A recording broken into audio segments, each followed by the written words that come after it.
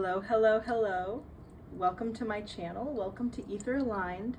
My name is Ether. I go by many names, but Ether is the one that you need to know for now. Today, I'm doing a pick a card reading. I'm very excited. I've been planning this reading for a while. As you can see, we have 3 piles today. The first pile has this beautiful pink tarot deck with the shell and the amethyst. The second pile has the Ethereal Visions tarot deck with, I think this is like a yellow citrine or something, but it's a little pale to be a citrine. I looked it up a while ago, but I forgot. And a tiger's eye. And the third pile has 2 clear quartzes and an aventurine. It's like a dark, cloudy aventurine. I'm also going to pull some charms today. Also, I hope that you appreciate the new setup. I'm going to try to keep a more consistent setup because I know that that helps, and you'll actually be able to see the cards today, so I'm really excited for that. So these charms are here to help you choose your pile. They may have some specific meanings for you. I've also pulled some songs, and I will be doing some bibliomancy with a couple of my really cute little novelty books. So look forward to that. If this is your first pick a card reading, I'll guide you through it, but I'm going to pull the charms and then give you a moment to pick your card, and all of the timestamps will be in the description. So let's pull some for pile 1. What are the charms for pile 1, Spirit? Oh, okay. We have a couple. We have a couple for pile 1. We have, this is pretty. It's a snowflake with a little wing. We have a pentacle. We have this beautiful little yellow flower in a pot. And we have this butterfly. I almost wanted to say moth, but I think it's a butterfly, and it has cute little spirals all over it. So those are your charms, pile 1. For pile 2, charms for pile 2, Spirit.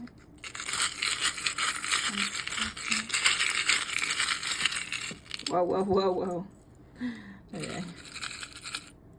Let's get those. Had a couple fall down. Is that it? I think that's it. Okay. We have a bell. We have, ooh, what is this? I don't really know what that is. I'm gonna be honest. Looks like some sort of like seal or something. I don't know. A starfish, a bone, and another wing. So that's pile 2's charms. Okay, how about for pile 3 now, Spirit? What charms for pile 3? I will take that. Whoa, okay, pile 3. Yeah, just these. We have this, looks like a little cup. Honestly, to me, I'm gonna say it's a little cup, but it could be something else. We have the Eiffel Tower. We have the peace sign. We have the music note. We have the crown. And we have this beautiful butterfly. Oh, actually, I don't know where this one came from, but I have a feeling it was pile 3. It's this little coin. It's got Queen Elizabeth on it. So any of these could be synchronicities. They could tell you, they could have a personal meaning for you, be something about where you live or something that you work with. So for example, if you work with a lot of dog spirits or you feel a connection to dogs, maybe this bone is meaningful for you. I'm hearing Hecate energy here. Yeah. Okay. So I'm going to give you a couple of moments to sit with this energy. Feel free to pause the video here, take a deep breath, and pick whichever pile you feel most called to.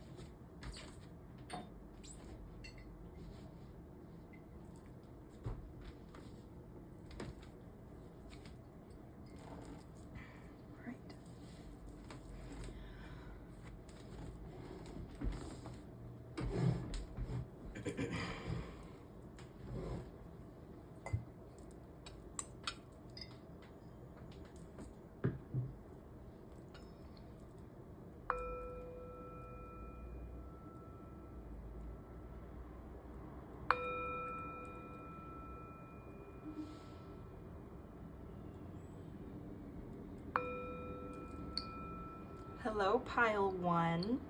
Welcome to your reading. You picked the pink tarot deck, which is the deck that I normally use for this channel, and the little shell with the amethyst. Such a pretty little amethyst. Your charms are the little snowflake and feather, the pentacle, and the yellow flower, and the cute little butterfly. And I'm gonna put all of them right there to stay here for the reading. Okay, pile one. So I'm actually going to start by talking about your songs. I pulled three, I believe.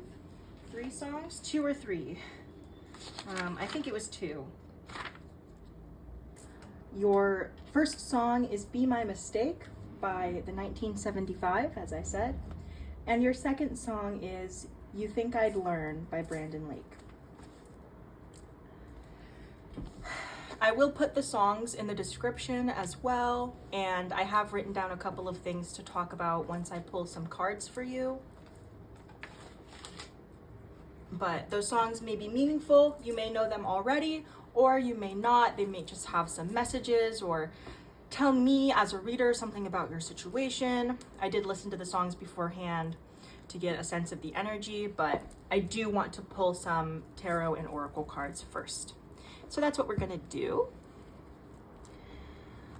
Spirit, what does the collective need to hear? What is your message for the collective today that they need to hear today? What is the message that the collective has been looking for, Spirit? Thank you.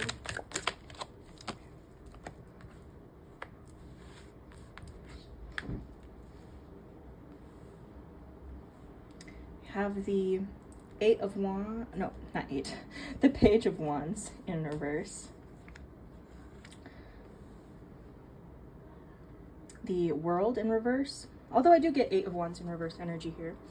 We have the World in reverse and the 7 of Swords in reverse.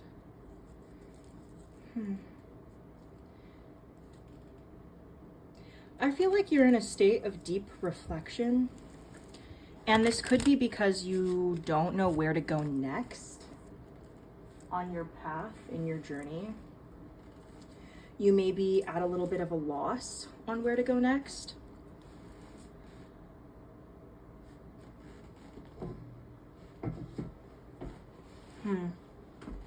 This Page of Wands in reverse. I feel like you're about to set off on a new journey, especially with the World here, because while the World may be reversed, it does still have the essence of the World. And it is incompletion, but I feel like you're near the end of some journey. So this journey is not complete and you feel that, but you are nearing the end of a cycle. And I feel like this ending is requiring you to come to some sort of understanding about something, perhaps something about the way that you are or the way that you experience the world or go about things. Something about your stability as well.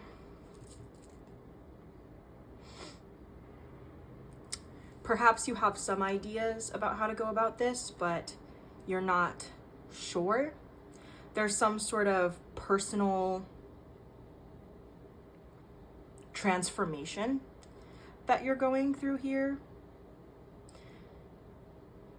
But there's something keeping you trapped.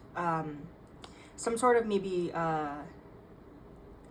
limiting beliefs, or you limit yourself, something along those lines. Can I get a clarification card for the Page of Wands in reverse, please? Oh my goodness, that's a lot, please, Spirit. Can I get maybe a couple less? Clarification for this Page of Wands in reverse. This one, the Star. I do think that you have some form of clarity, if not clarity, at least hope. Perhaps this really is a rejuvenation for you. You know, it's a new start. Maybe you're just struggling to get it off of its feet. I feel like this may be spiritual for you as well, some sort of spiritual transformation. Hangman in reverse. But there's a delay here. Yeah, it's incomplete. Perhaps you're resisting something. Or you're afraid of this change. Maybe whatever you're stepping into is, you don't have control over it. Judgment in reverse, self-doubt. Yeah, you're doubting yourself. And you're really critical of yourself as well. So you have an opportunity to step into some sort of new beginning, but you're being very critical of it and you're ignoring this call. There's something about love here and compassion, something new, something creative. Maybe you're having Empress in reverse and King of Cups. Yeah, maybe you're having some sort of creative block. Maybe you're a very creative person, or you have been in the past. You have a lot of passions, but there is some sort of blockage here that's preventing you from moving forward.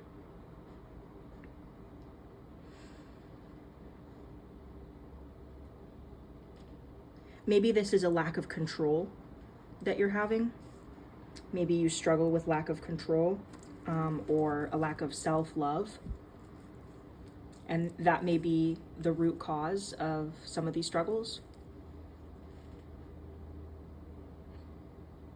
But I feel like you're ready to be honest with yourself about this, which is likely why you were called towards this message. You want to be honest with yourself about, yeah, okay, we have the Eight of Swords in reverse, self-limiting beliefs, inner critic. This is showing up over and over again. Maybe some sort of disappointment in yourself. Maybe you have really high standards for yourself with this Queen of Wands here as well.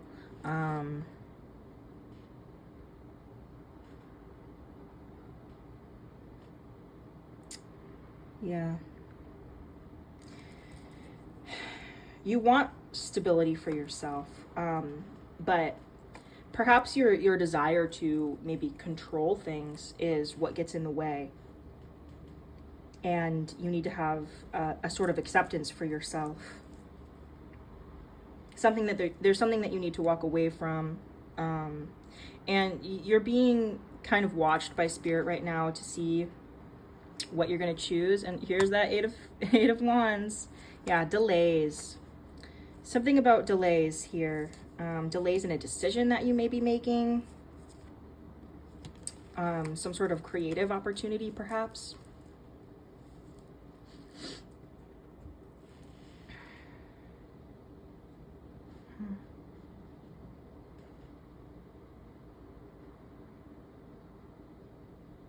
But you are being, you know, the star here, and even though it's in reverse, the world, you're being given an opportunity, and it's good. Let me see if I can get some more cards for this. I have a couple of other decks set up as well that may be helpful here that I chose for your reading, pile one. I have some oracle decks and another tarot deck. This is the Celtic Goddess Oracle deck that I'm using here, or about to use.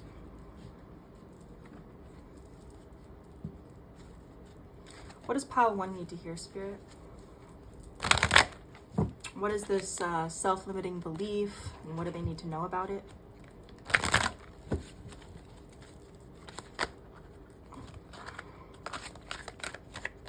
What is this self-limiting belief, and what does the collective need to know about it? Pile one.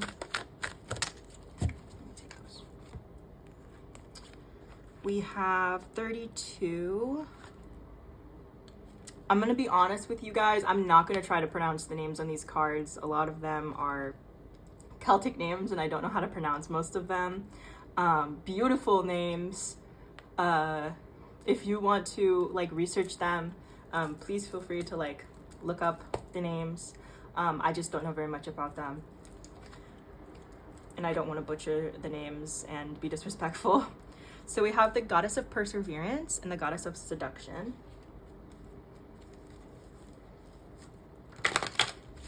Perhaps you have many things calling to your attention, and not all of them are worth giving that attention.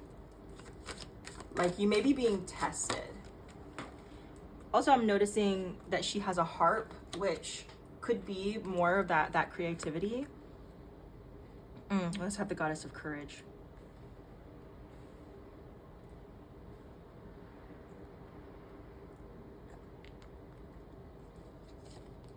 And the Goddess of Prophecy.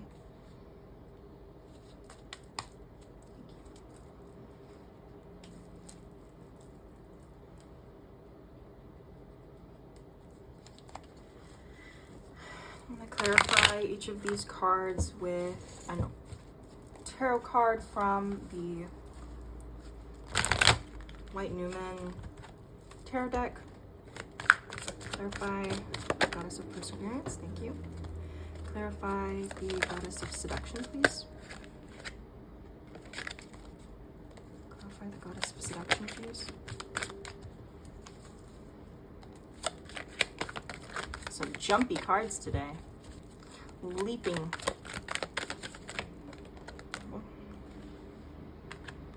I do feel like you're being given an offer.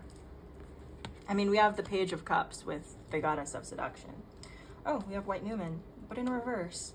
There's something that you're not creating. Like, you've been given the gift to create it, but for whatever reason you're not. I'll get more information on that in a second. Clarify Goddess of Courage, Death, and Goddess of Prophecy, please. The Magician and the Fool. Oh my goodness. Let's see if I can. Oops, sorry. Move these down so that you can see all of the cards a little better. All right.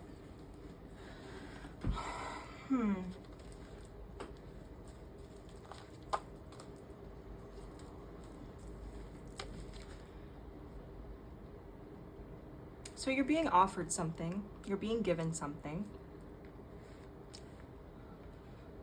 I also think perhaps you're looking for the courage to let something go or leave something behind. I mean, you know, because you're being given a new beginning, it could be that there are things that you have to leave behind. That is usually how these things happen.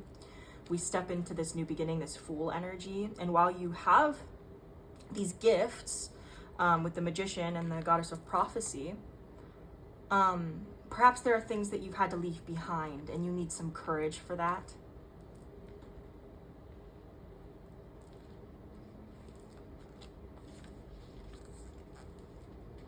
Also notice it's 31 and 32. Lots of twos.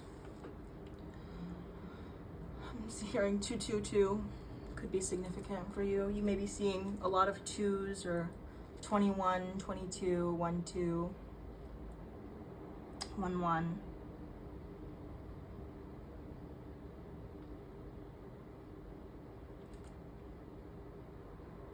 I feel like a lot of what you're struggling with, pile 1, may be internal, because externally I feel a lot of support, like from your guides and from spirit towards what you want to do. I'm definitely getting the sense of a lot of power. You may have some gifts. I'm hearing specifically like psychic gifts, gifts of prophecy, magical gifts, yeah. Divine powers. I think that there are a lot of miracles entering your life as well. I feel like you may be frustrated because you feel as if things should have been better by now. Like you are manifesting so much and have been manifesting so much regarding perhaps your health and your own perseverance and such. And you feel like it should be easier by now. But there's a message here that Spirit is trying to get across to you that is saying that perseverance is a continuous hard work. As much as we want everything to be easy, sometimes things in one area of our lives will ease, and then in the other areas of our life, they will become more challenging or more difficult. So you may notice that one cycle has ended and now you're being called to focus on something else. And it may feel like you have this energy of one bad thing after the other, but really these are all things that were already within your life. You're just needing to sort of process them and work through them. Like, yes, one door closes and another opens, but that does not mean that there may not be more work on the other side of the door, which can be frustrating, right? Because we're like, ugh, I've done everything right, and yet here's another lesson.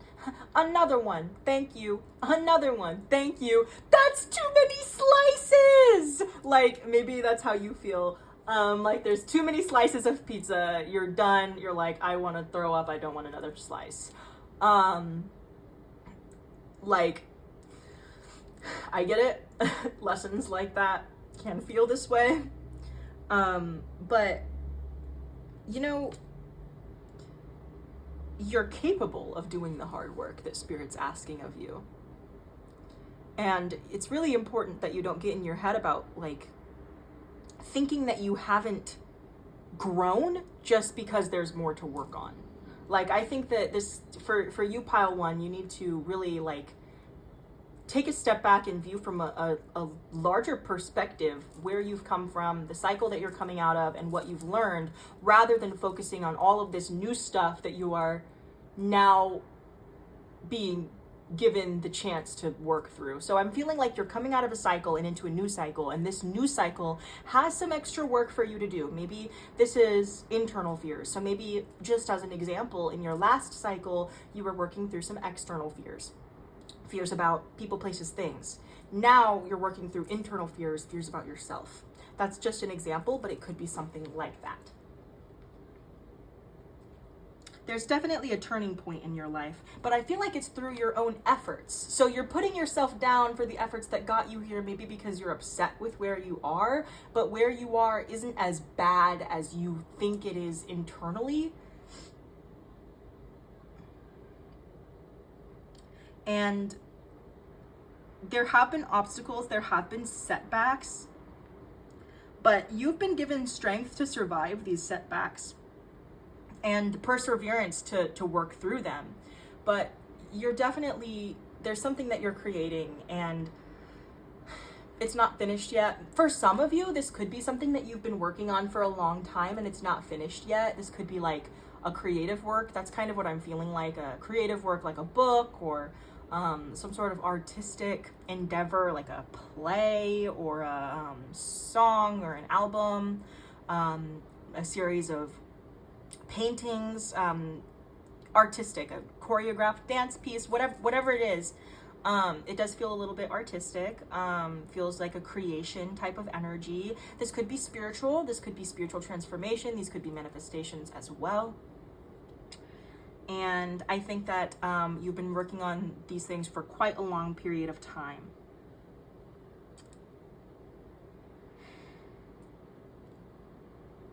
You may be getting a lot of signs, but maybe you're struggling to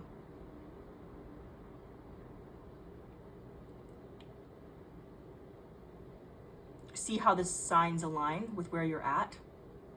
I do think that you will be getting some information and connection towards higher planes soon, if for someone, if that's what you've been working on. Like, you know, working on connection to higher spheres of reality.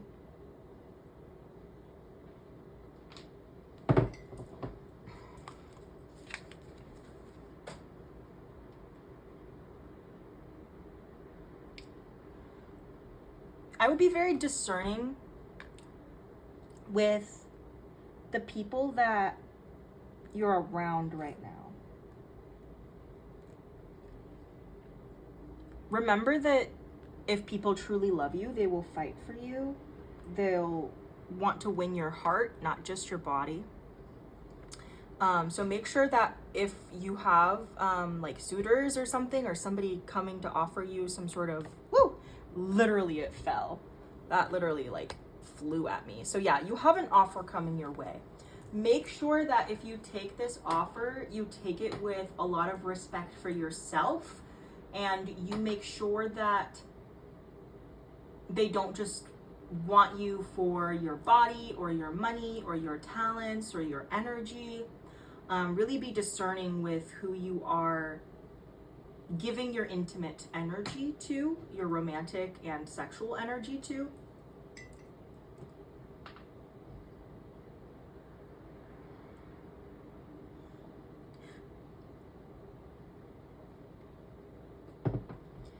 But there is an offer here, likely in love, in romance, I'm feeling. Could be a co-creation, but with seduction and Page of Cups both, I am feeling a more romantic offer. I also feel like, follow your own judgment. And this could be this insecurity you're feeling, so you might be more easily persuaded or seduced when you are feeling very insecure. So if you're feeling insecure right now, it's even extra important that you're making sure that the people that you're around have your best interests in mind. Because you have spirits on your side that are protecting you from deceivers right now.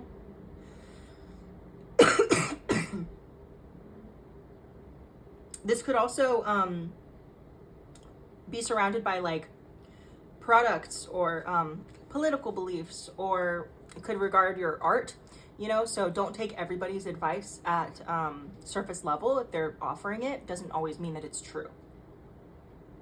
So use your own judgment and working on this self-imposed like self-deceit, whatever this energy is of insecurity, of being trapped within yourself. As you work through that, you'll be more discerning. So for some of you, you may have experienced a lot of manipulation in your past.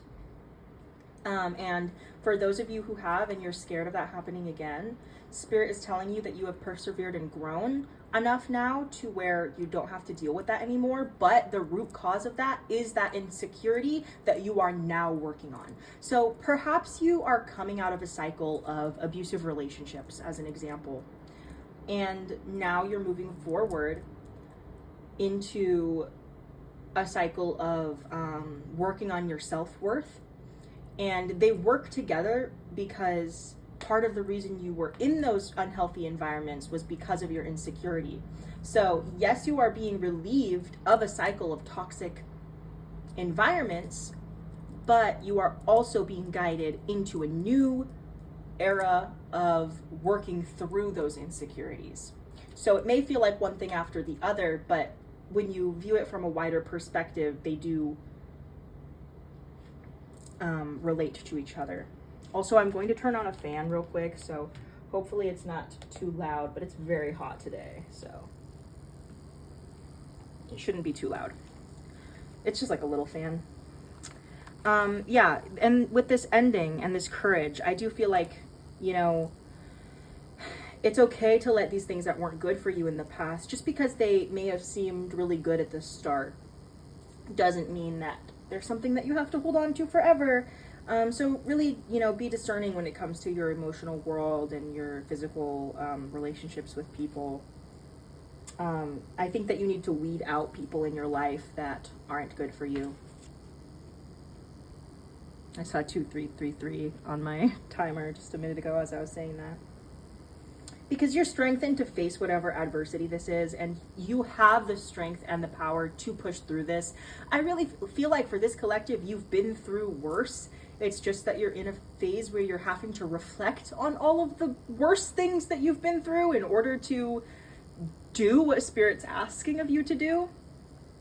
But I really do feel like, while it may be painful, it's not as bad as it seems.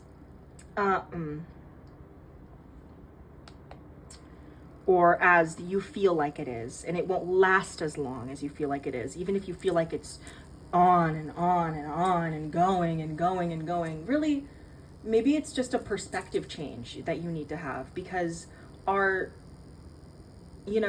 we are always constantly growing as people. There is never going, and I'm sorry to break it to you, but there is never going to be a day when you magically stop working on yourself. You're going to be working on yourself well into your 90s. Like, it never stops. We're always works in progress. That's part of the beautiful thing about being human, is that we're never stagnant. We're always changing. That is something beautiful about being human. Imagine if we stayed the same forever.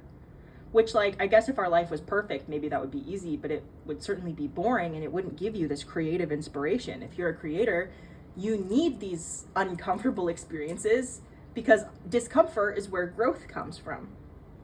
And if you're being given gifts, Spirit needs to make sure that you are capable of holding these gifts. And if you're not comfortable with the uncomfortable, if you can't step into the shadow and step into the uncomfortable, you can't properly hold gifts of prophecy and magic, because a lot of magic and prophecy comes from those uncomfortable spaces. So if you're working with energies and you're working with deities that want to guide you towards the uncomfortable, you need to be comfortable in the uncomfortable, comfortable in not knowing what's happening next, because you're being guided towards a new beginning.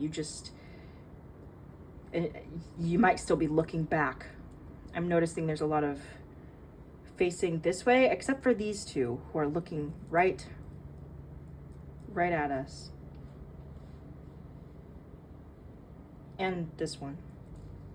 Maybe what's ending is maybe somebody was seducing you in some way, shape, or form, whether that's like romantic or in some other way, some sort of manipulation. Maybe you're walking away from that. That's an ending.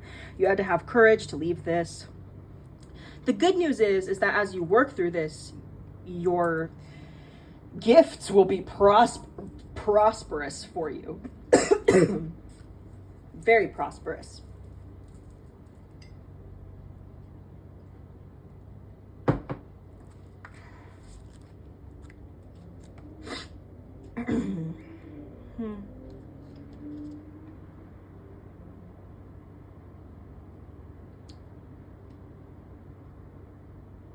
Yeah, you need to get in touch with your intuition, because these signs that you're getting are telling you something. You just might be equating them to something else in your life. So, get back in touch with your inner judgment. And I'll see if I can pull any cards for that. Should I put these away? I'm gonna pull some more cards on top of these.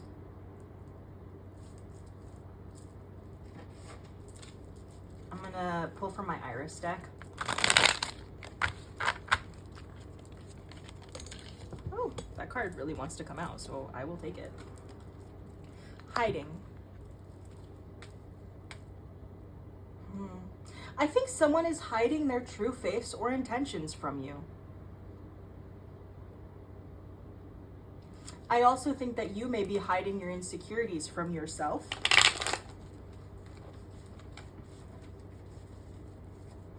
Clarify hiding for me. We have card number 62, The Lonely Journey of the Priestess. There are some people that can't follow you. Here. Inside looking out. And I think you know that deep down.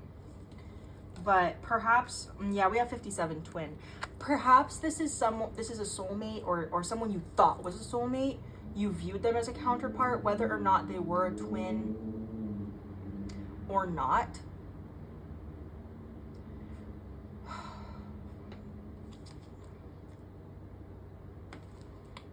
What is hidden will be revealed. Someone's gonna show their true colors soon, or you're gonna pick up on it, but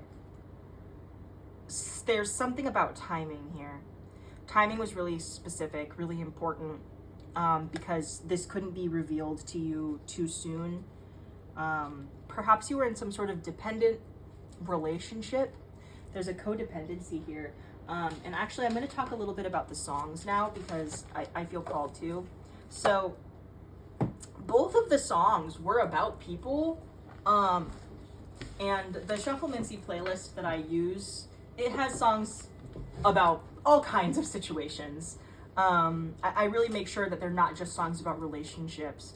But I do feel this element. So there's a couple of elements in this reading. There's this new beginning that you're coming into. There's these relationships that you're letting go of. And then there's these gifts that you're being given, right? And the songs were mostly about this relationship, I feel. There's a lot of like stubborn energy. I don't know if this is from you or the other person. I get a little bit of both. There's like a lot of like Taurus energy here, bull energy.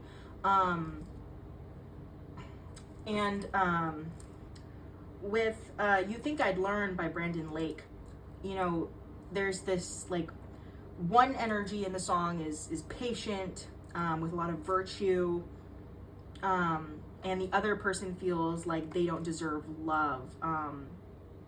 There's a lot of insecurity, like stubborn cycles that are very hard to break, and a lot of regret. Also an energy of wanting to be better, and being given chances to change and not changing. With Be My Mistake, there's a lot of lonesome rebound energy. So maybe you just got out of a relationship and you're still thinking about this person. I really recommend not trying to get into another relationship right now, if that's your timeline, because I think that whatever relationship you're coming out of did have a quite profound impact on you and your path. And I feel like it's kind of left you susceptible to people who want to take your energy right now. Because you cannot give enough. All of that energy needs to be going to you. And it'll just leave you feeling more insecure and like you can't give enough to these people. Because I feel like whoever I'm talking to, you know, there's two energies here. And I'm having a hard time distinguishing between you and this other person. But one person was giving and giving and giving, and the other person was having a hard time keeping up with that. I'm not feeling animosity on either side, just a lack of balance in the give and take of the relationship and the receptivity.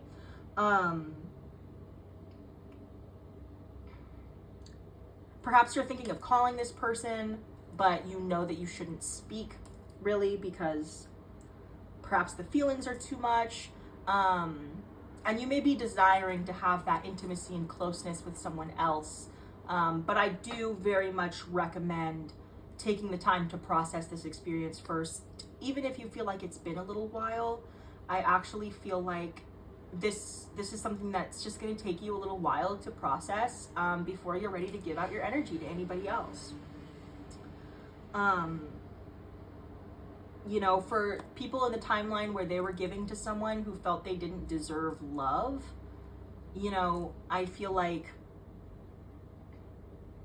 that was a lesson for you on your worth and knowing that you deserve to be given to. But there's also an energy here from the other energy of you couldn't give enough to this other person. They were always giving more than you were. And you took a step away because you knew that and you felt like that was unfair. So this could be your energy or the other person's. Either way, I don't feel animosity. Like I said, there's not. So whoever this was, I mean, maybe the breakup, if this was a relationship, was ugly, but I don't think it was out of hatred for either party. I think that it was a lack of balance more than anything else. And you know, for some of you, this may be synchronicity. For someone, like house tasks. I know that the song by Brandon Lake really goes into that, of like, you know, not being able to give enough in terms of like the domestic life of the relationship. For others, this is just emotionally. And perhaps you want to make mistakes and like put your energy into these other places. You may be feeling a little bit stubborn and rebellious right now. Maybe you're talking to somebody else now and you keep doing readings on it, and every time the readings are like, hey, you should be focusing on yourself, and you're like, what? You're crazy. Stop doing that. I'm literally getting like an image of someone like texting someone on their phone and being like, oh my god, hee, this is exactly what I need to get me to stop thinking about XYZ and so, and like, you know, you're like totally rebounding, and then you're like, cards, what does this person think about me? Like if you read, for example, and the cards are like, focus on yourself, and you're like, okay, but what about this person? Stop doing readings over and over and over again. Like they've already told you, you know, and this reading is more confirmation of that. Focus on you. This, you know, because there's things about the situation that are tricky, but they will be revealed soon. You just have to give it time. I do think that you're going to get more clarity, but you really need to be like, rather than like looking to something in the distance, you need to be looking at something in yourself. And, you know, it can be a lonely journey, the one that you're on, but it's not permanent. It's just processing, and you may need a little longer to process. And I can feel you ughing and rolling your eyes for some of you, but that's just the truth. I know it's hard. I know you've already, because I feel like you've been recovering for months, but perhaps things keep happening. They do that with relationships where, like, you know, maybe you've been recovering for months, but this person has still come back around, or you're still in contact with them, and there's still things that trigger you about the situation. You are still processing. Healing is not linear. You're not going to wake up and be like, okay, it's been 6 months. Now I can finally rebound. No, that's not going to happen. The right person's going to find you, and you're going to know in your gut and in your intuition first. Don't listen to your giddy hee hee ha ha feelings. Listen to your gut. Listen to your intuition. They might be hot. They might be sweet. They might have money. They might have something to offer. They may be very attractive to you, whoever this person is that's coming into your life with this offer. But it is more important that you focus on your gifts of discernment, because you have been given gifts of discernment. Don't throw them away just because you need a distraction, because you're learning right now. You're stepping into this new beginning, and this new beginning is very important for you because, you know, you're going to find that when you actually do stop seeking external validation for your insecurities, you can find it all internally, and it will increase your spiritual and magical gifts so that you don't have to be in situations like this as much. Yeah. Okay. I think I'm going to put these cards away. And I'm going to pull a couple Wisdom of the Oracle cards, and then I'm going to do some bibliomancy, and then we'll leave your reading there. I feel like your guides are being a little bit harsh with you right now, but that's because this is stuff that you already know. So if I sound a little bit intense, I feel like that's really just your guides are like, hey, listen, listen, listen, like, we have things that we're trying to tell you, and we need you to listen. Okay. Oh, I'm also going to pull from my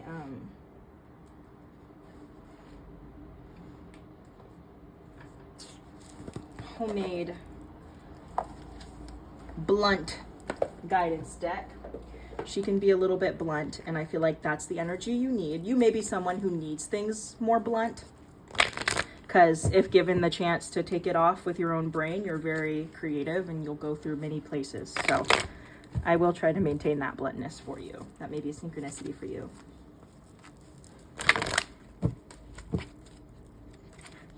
For others of you, you just overthink a lot.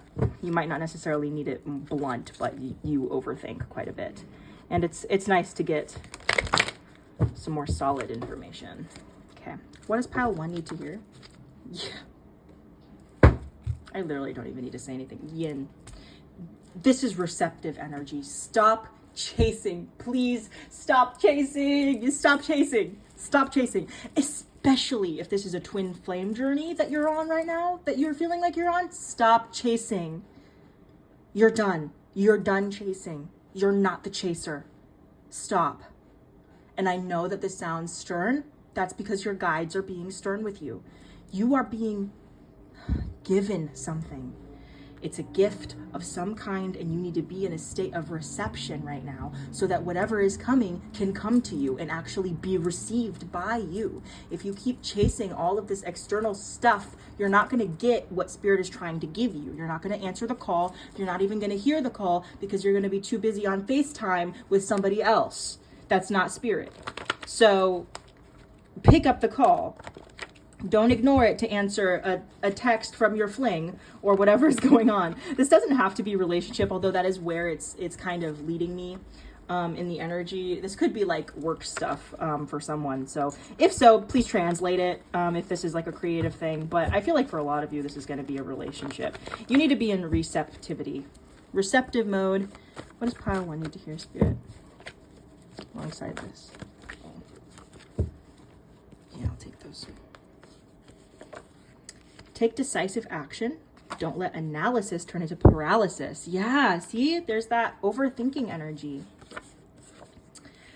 Do not listen to the advice of certain people right now. Instead, use your own judgment and intuition. Do your own searching, no gossip needed. And you aren't like the people who have hurt you. Dispel the leftover energies. It is simply residue. You make the choices now. Reclaim. It's all so straightforward. Yeah, pile 1. You're suffering from a little bit of analysis paralysis right now. And I think it's time that you let the overthinking and overanalyzing go and be receptive. Take action towards yourself. And the answers will come in time, you know? I think that part of the reason you're being called to take a step back from the people that you're surrounded by is because they're not going to give you the right advice, and the right advice is going to come from Spirit on how to move forward here. You need to use your own judgment and intuition rather than trying to get it from other people. Really use your own judgment and intuition. Don't go to other people with this.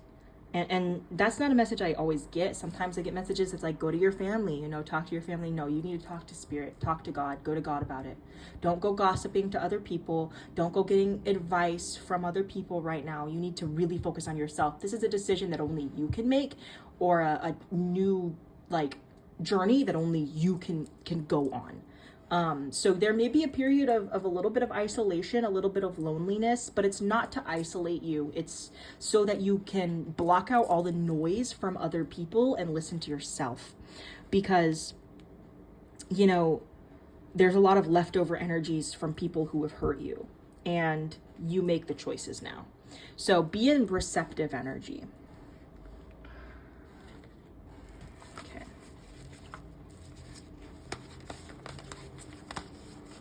I'm going to now do some bibliomancy. Where can I put this?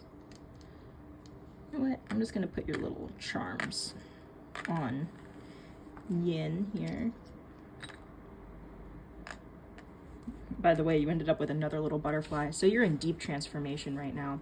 Also, I'm hearing Archangel Michael, Archangel Uriel, Apollo's energies here, which makes sense because Apollo comes along with Archangel Michael's energy for me a lot of the time. You might resonate with that. See if I can move these, because I have tiny, cute little books that I'm going to be using. Look at how cute they are. Okay, we're gonna do some bibliomancy. If you don't know what that is, it is divination with books.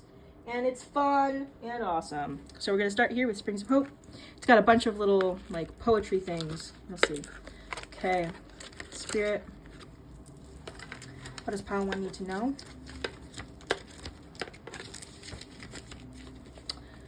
We have hopelessness is anticipated defeat.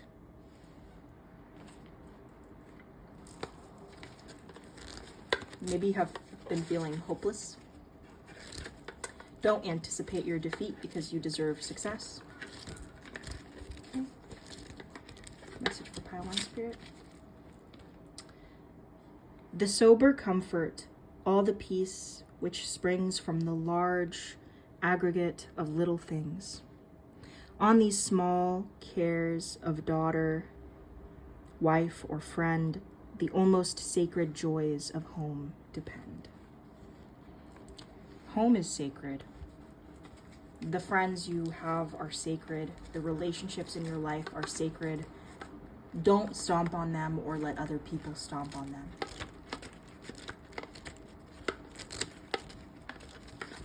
A lot of peace here. Happiness is no laughing matter. So don't,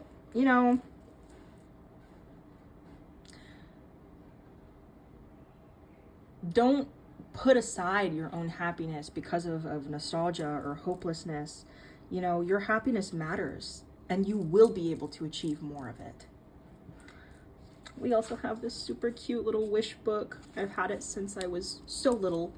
And I don't know why, but I felt called to use it today with bibliomancy. So feel free to use this wish or not, but mail truck, 75. If you're with someone and you see a parked mail truck, the first person who reaches the side of the truck and touches the post office emblem gets a wish. And lightning bug, 74.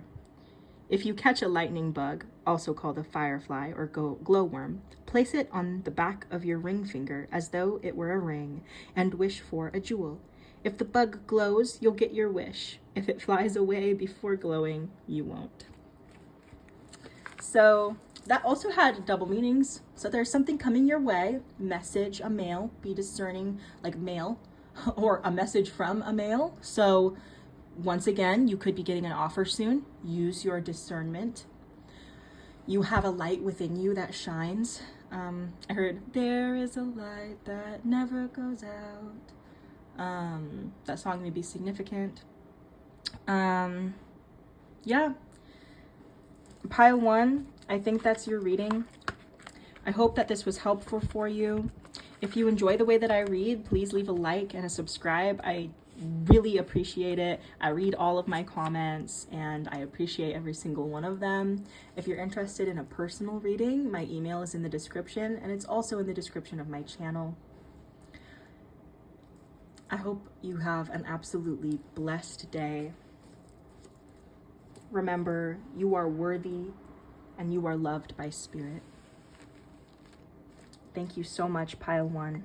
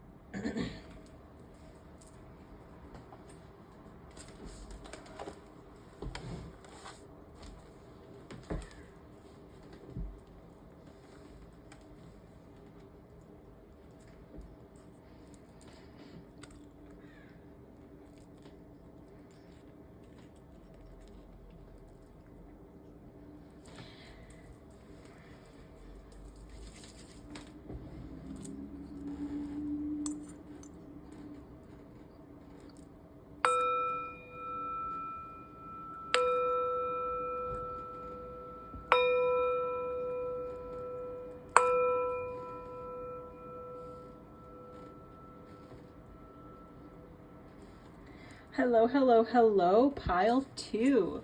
You chose the Ethereal Visions deck with the Pale Citrine and the Tiger's Eye. You also have a collection of charms. You have the little bell, the bone, the wing, the starfish, and this little emblem seal thing. Very official energy. Official news break. I don't know why. That's just information I'm feeling from your reading, Pile 2. So I'm going to, before pulling any cards, I'm going to tell you your songs.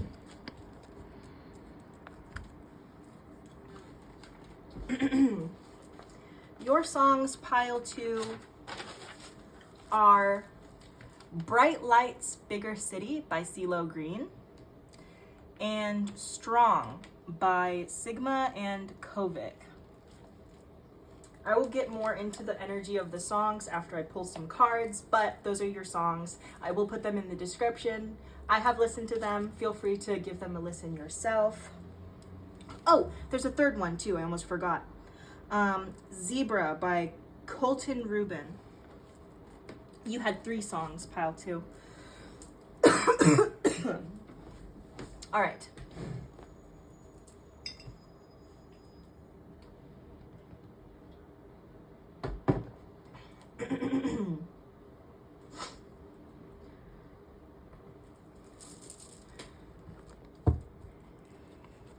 Let's get into it. What does Pile 2 need to hear today?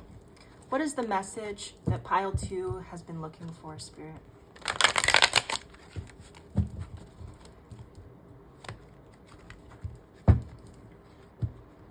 What is the message that Pile 2 has been looking for, Spirit?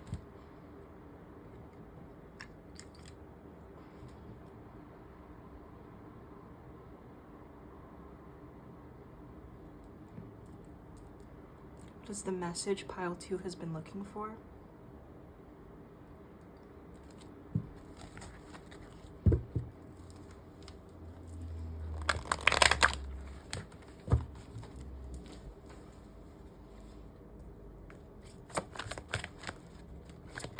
What is the message for Pile 2, Spirit? Truth and honesty. Okay. Also, the crows started getting really active as I was setting up for your reading, so crows may be significant for you. I actually did choose both of my crow decks as alternative decks for this reading that I may be using, so. We have the 5 of Cups. We have the 3 of Wands. the Nine of Pentacles, the Four of Cups in reverse, the Ten of Pentacles in reverse. Let's pull one more. And the Queen of Swords.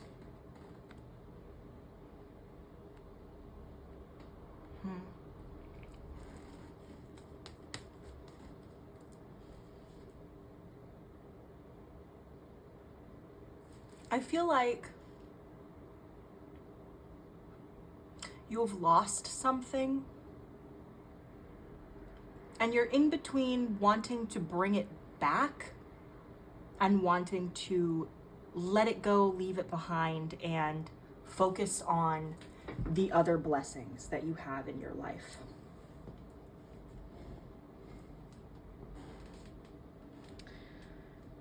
You may be moving, like physically traveling. I definitely feel that energy. I felt it, pardon me, I felt it in your songs. I felt it in the energy from the crows. So you may be traveling or moving. There's a little bit of a blocked throat chakra energy. So if you've been feeling called to do anything with your voice, speak on anything, I think that you have a truth that needs to be spoken. There's something about a lack of distribution here with this Ten of Pentacles in reverse. Perhaps you want to move or you want to travel or do something, but you don't have the resources or finances. I'm also feeling like you're, for some of you, this is a future. For some of you, you feel a desire for something regarding your stability in the future. So you have some sort of deep desire for, let's say, a family.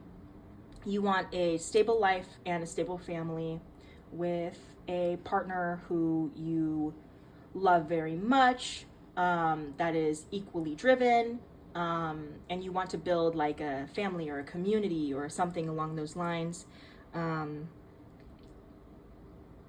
But it's in the distance, and you don't feel like you have the ability to make it happen right now. But I do feel like you're being offered something, or there's something there that you're maybe not looking at, because you do have an element of clarity here. You do have an element of abundance already, I feel. So I feel like you are abundant in some areas. Maybe you're not. Maybe you're missing something.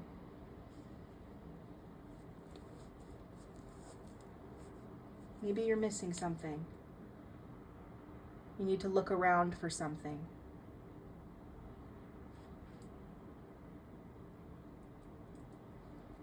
Cross some sort of roadblock or something.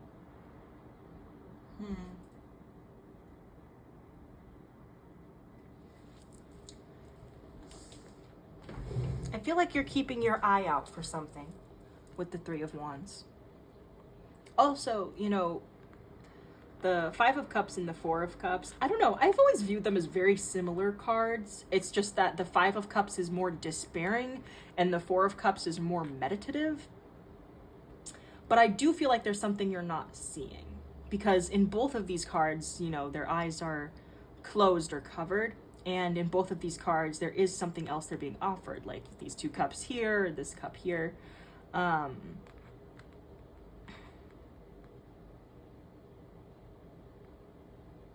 feel like this missing piece is actually available to you in some way, shape, or form. Whatever it is that you want to build that you don't feel is possible for you. For some of you, I feel like you want a stable family life or a stable career in something, but you don't feel like it's attainable.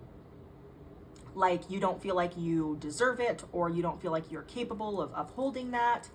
Perhaps you struggle in whatever area of your life it is that you want to build this in. It feels like a combination of emotional fulfillment and financial fulfillment.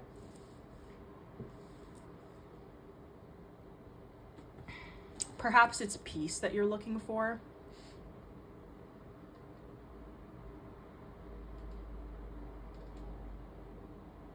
I do think that you're growing it. And I do think that you are fairly abundant and confident. Maybe you're growing your confidence.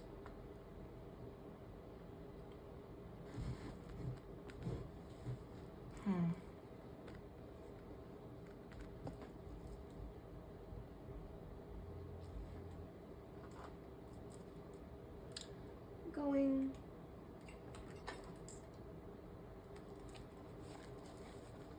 I'm going to pull from my Crow tarot deck because I feel that energy here.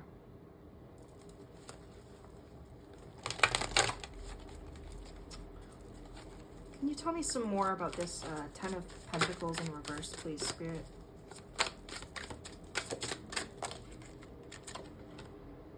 The Moon in reverse.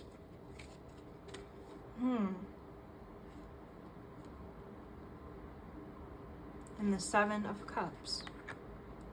Perhaps you have options and you don't know which option to take. It's not like a one or the other thing. It's actually a this, or this. Like, what do I want? You also have the Empress. What a beautiful card. I think you know what you want. Maybe you're just afraid to admit it to yourself. You are showing up in this really powerful energy. I think that you already have some of the things that you want, but you're mulling over something, you're thinking about something, and maybe you're not quite sure. Maybe you have an opportunity and you're not quite sure if you're going to take it because you're relatively stable where you are, and you're afraid that if you move and you take this opportunity that you're not going to be able to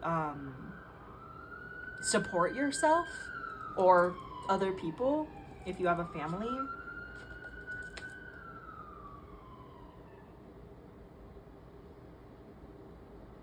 Yeah, like maybe you're afraid, like you have an opportunity and you kind of want to take it, but you're sitting on it because you're not sure if it will actually lead to abundance. Like you just don't know what will happen. I do feel like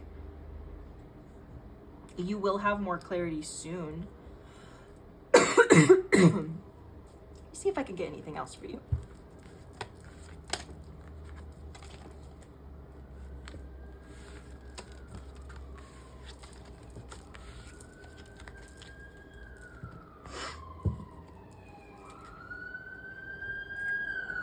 I'm going to use my Crow Tarot and my Crow Oracle decks to get some more information.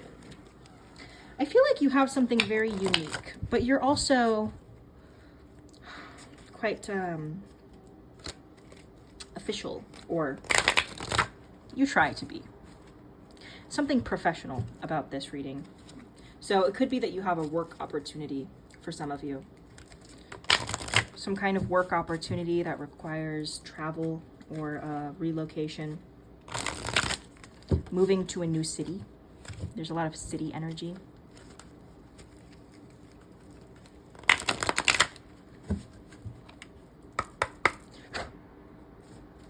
Spirit, what does pile 2 need to know about this? What is some advice for pile 2, Spirit? What does pile 2 need to know, Spirit?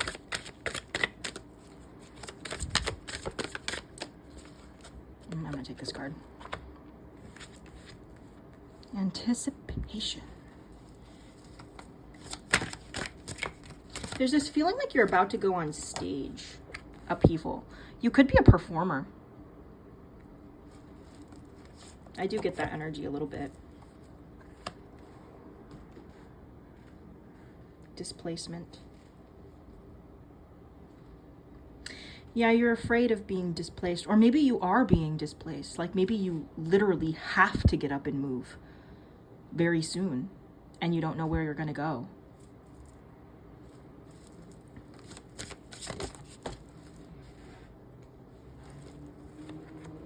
Distraction. Self-interest. Can we clarify self-interest, please, Spirit? Clarify self-interest. Thank you. Balance.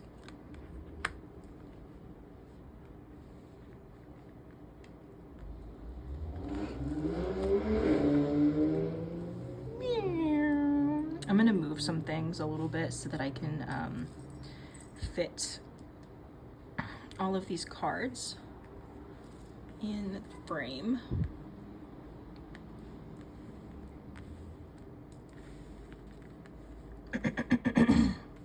Sorry if they're a little bit uneven.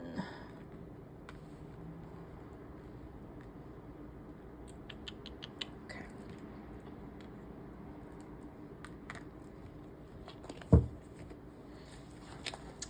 There's something about being seen in this reading, like exposure of some kind.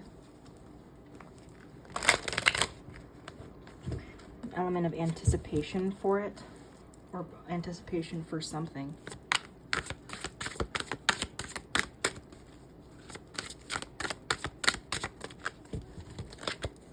I'll take those, thank you.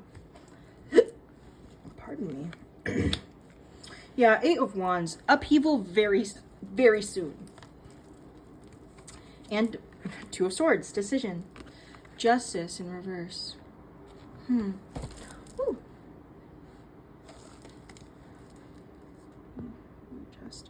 Can I clarify this justice in reverse, please, Spirit?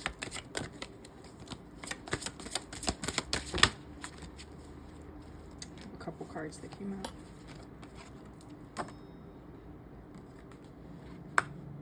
Ace of Wands. And the Hermit. King of Swords. Wheel of Fortune. King of Wands. You're showing up as quite a divine masculine type energy. You don't have to be a specific gender to have a bit of a masculine energy. So, you know, take that as it resonates, obviously. But there is a bit of a masculine energy that I'm feeling from this reading.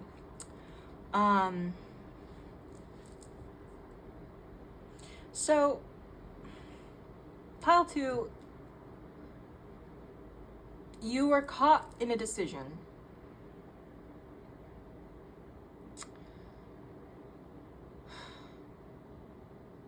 That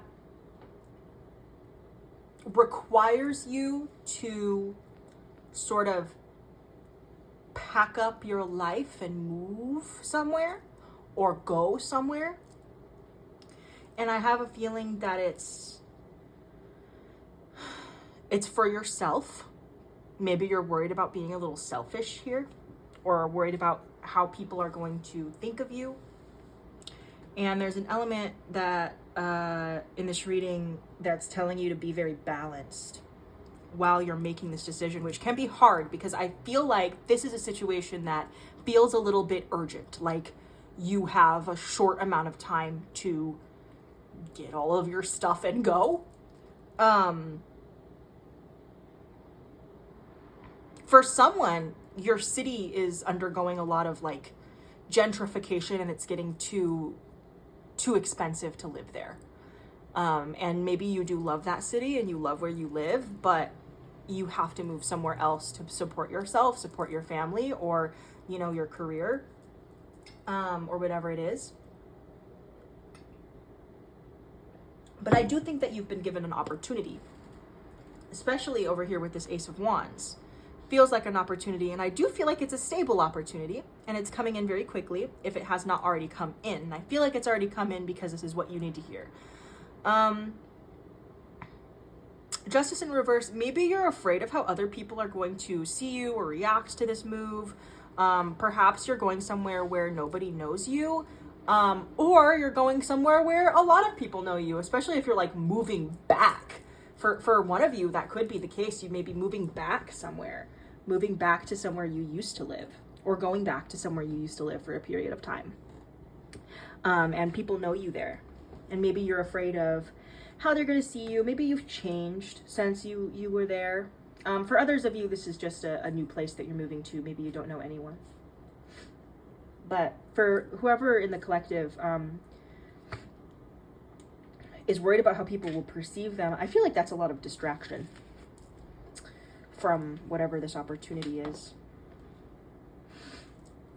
Because it's a fortunate opportunity. Maybe this is a situation where you're going to move and you need to be alone for some time while you're there. It's going to take you a while to get to know new people. Maybe you're afraid of that.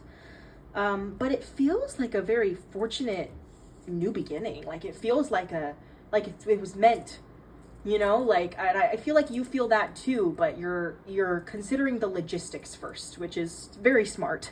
And I do say that you should continue to review the logistics of any decision that you're making to make sure that you're safe. If you're moving with your family, to make sure that your family is safe. And to make sure that you're going to be stable moving forward into this new beginning.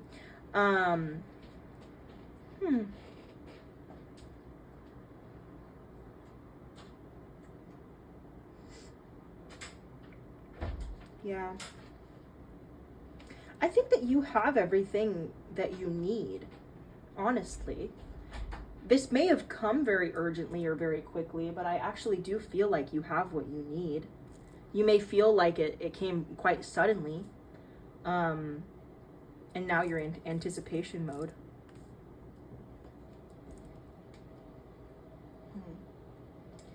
Let me see. I'm going to pull from my Oracle of Delphi deck. Oh my goodness. For some advice for you. Immediately a card did fall out and I will grab it, but what does pile 2 need to know about advice for this decision that they're making? What advice does pile 2 need for this decision? There is an element of being seen here. I do really feel that. We have Seeker, 42. Expose, yeah. You're facing people seeing you. Whatever you're moving into, people are going to see you. Yeah, Priestess, perceive, begin. You're starting something where you will be in a light. People will see you. People will perceive you. Maybe that's what you're afraid of. You have some sort of thing, something to announce, something to tell people. You know, that would make sense if you're an artist or a performer, you know, or like a stand-up comic or something. Yeah, you are going to get up there and say stuff. Could be an activist. You are going to get up there and stand for what you believe in. You may be an artist, a musician. You may have things to say in your music. And I think that you're seeking and contemplating right now what the best next move will be. Is how I'm feeling.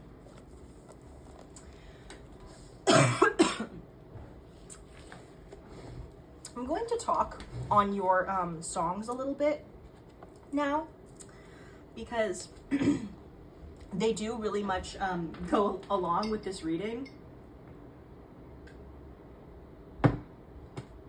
We have, with Bright Lights, Bigger City by CeeLo Green. I mean, it's a very electric energy. Brand new, moving into new cycles. There's power, taking responsibility over your own power, and also an element of taking on something new. So, you know, it's hard because I would recommend, if this is a move, if this is a place, to go and visit the place first. You may have already visited the place, and it feels like love at first sight with this place. Like, I do feel like this place is somewhere you would actually like to be, if you have been there. If not, I don't know if you're in a position where you feasibly can visit before you move, and that's even scarier. But I do feel like you're very strong. There's a lot of music energy and fun energy. So you may be moving somewhere that's more upbeat and energetic, and that may be what's aligned with you on your path. I'm definitely getting a party kind of energy. So you may be a partier, you may like parties, you may like to dance, and you may like to make music and, you know, go out and have fun and drink and dance and like enjoy yourself and let loose. And I feel like this new place is somewhere that you can do that. So it is going to be nurturing for that part of you, is an energy that I'm feeling. I do feel like this is an energy of moving cities. So I don't feel like this is, I'm moving from a city to a small town or from a small town to a city. I feel like you already live in a city and you're moving to another city somewhere else. There's a strong feeling about this, and I feel like you're getting some sort of like profound like awakening alongside this too. Like there's a lot of like dance, and you could be a dancer, you like to dance, or you like music a lot. There's like a kind of upbeat rave like energy that I was feeling from all of the music that I pulled for you. And a lot of fun. Yeah, a lot of fun. Definitely public energy, being seen, moving cities. I feel like you struggle with a lot of fake people, or maybe you're worried that people are betting against you. You may have a unique experience or a unique way of going about things, a unique look, a unique style. Maybe what you do creatively, if you're a creator, is unique. But there's an energy of people seeing you and worrying about people judging you or betting against you. Maybe you have people in your life that don't think that you can make this move and think that you will fail. I do feel that energy as well. Feeling like people are betting against you.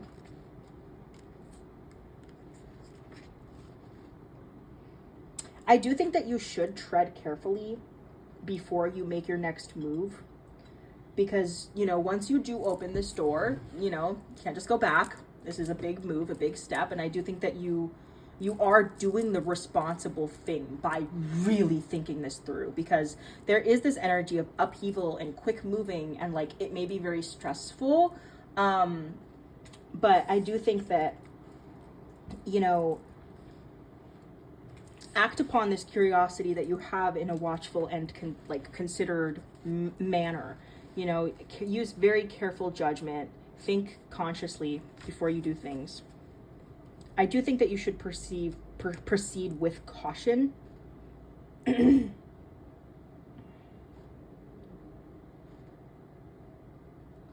Just weigh up the possible outcomes.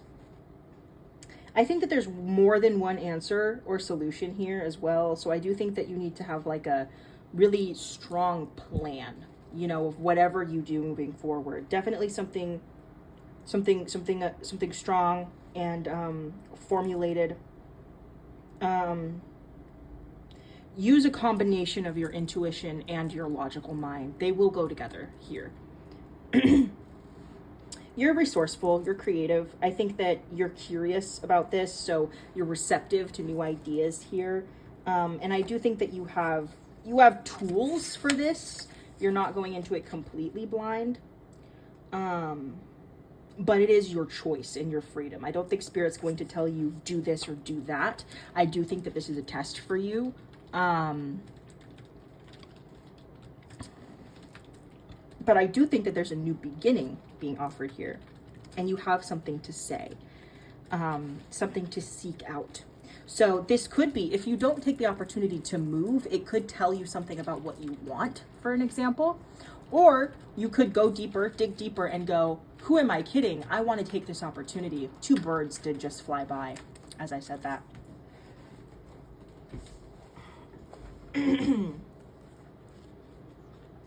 I do think either way, you're set for a new beginning.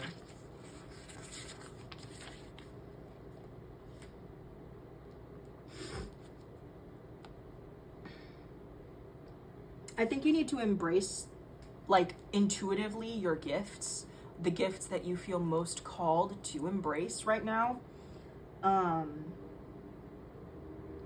And, you know, there could be something about uplifting other people with what you're doing as well, in which case you have full support of the divine for that.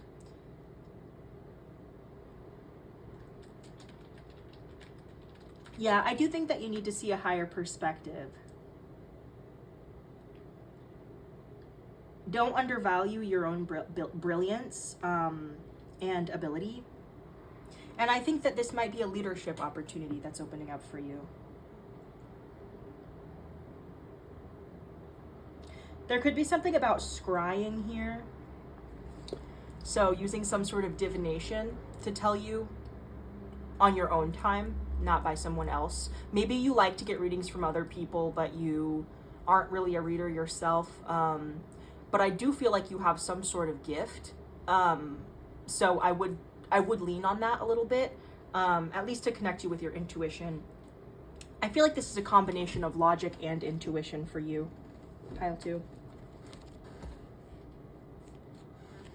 This situation. You have to use all of your capabilities for this. But yeah, there's a messenger here. Like, you are a messenger, you know? You're being given a call, and I do think that whatever call this is, you are being guided to answer it. So if you feel like a really strong pull to go to this place, if you don't move, at least visit.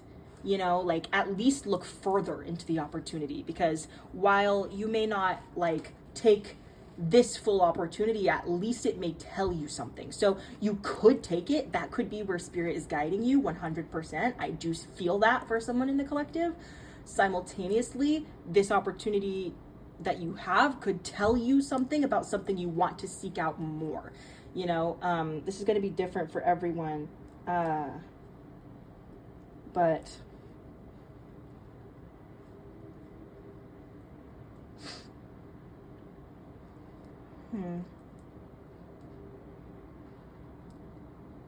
there could be something about gold jewelry. That's really random, but I did get that information, so it could make you feel. I was just like pulling this off of myself. It was like ended up on me, it like broke or something. But yeah, there's an energy here of gold jewelry being adorned in something. You have something really unique and special to give, and I do sense travel and clarity. So I do think that you will be getting clarity soon on this, and I do think that there's a lot of fortune for you moving forward. And I think that you are, I get a feeling like you're stable, so I don't really feel like it would be a life or death situation if you moved. Like, I do sense an element of stability around you. I don't know if this is emotional or financial, but there is an element of stability and authority that you have. And you're being crowned and given multiple offers, but there is one in particular that you want to know more about. And maybe there's a deadline to it, something coming in quickly. So, you know, step out of your ego and your doubt and your fear. And I think that, you know, that'll clear a pathway for you. You know, be clear on how you want to serve and how you want to go about your gifts. So whether this is spiritual or creative, which it's all the same creative energy, whatever gifts that you have and whatever you're being called towards more, you know, get clear on how you want to do it. So, like, open your channel, you know, be mindful of the energy that's around you. You know, does it feel heavy? Does it feel light? Does it feel good? You know, follow the light feeling. Follow the feeling that feels light and good and right for you, not what other people say.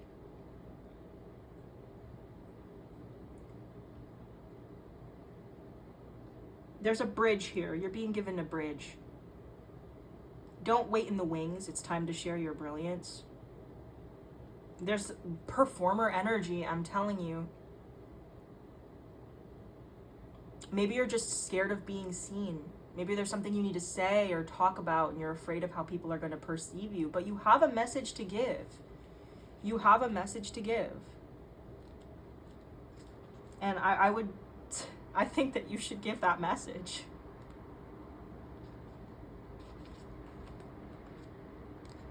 Spirit seems to be really guiding you towards it.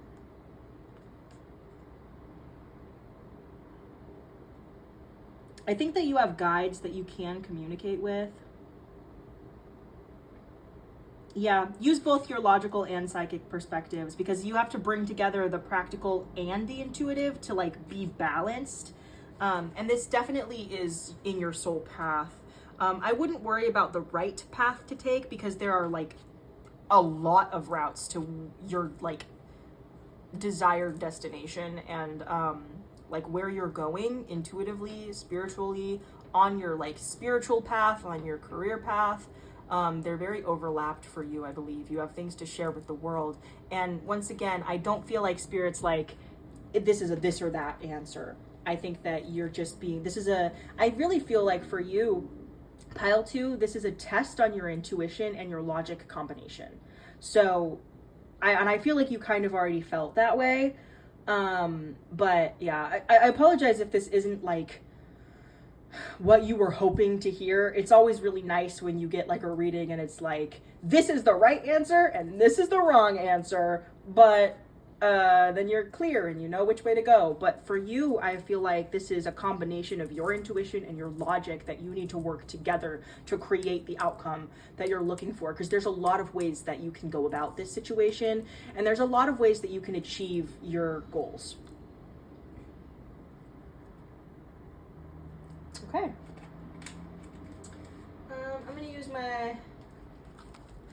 I'm going to put these cards away, and then I'm going to use my Shadowlands Tarot deck, and I'm going to do some bibliomancy with some cute little books, and then that will be your reading, Pile 2.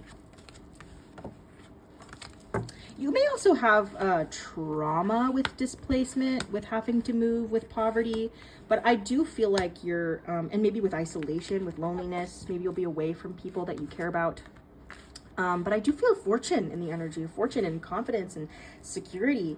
You know, I don't feel like, if this is an energy you've faced before, I feel like this is in your past or your childhood or something, not currently. Something about sleeping on a couch, you know, so you may have had to sleep on a couch and like house hop for a while. You're afraid of that happening again. I feel a more stable energy from where you're at now, though.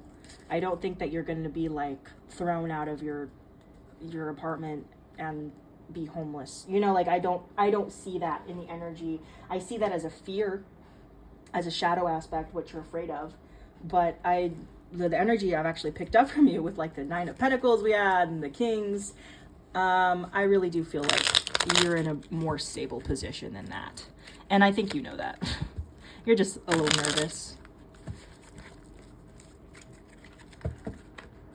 What does Pile 2 need to hear, Spirit? Is there anything else that I missed that Pile 2 needs to hear before I close the reading?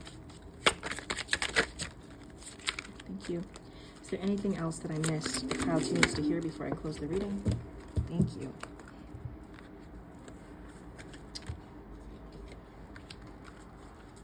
Is there anything else Pile 2 needs to hear before I close the reading? Okay, I'll take these.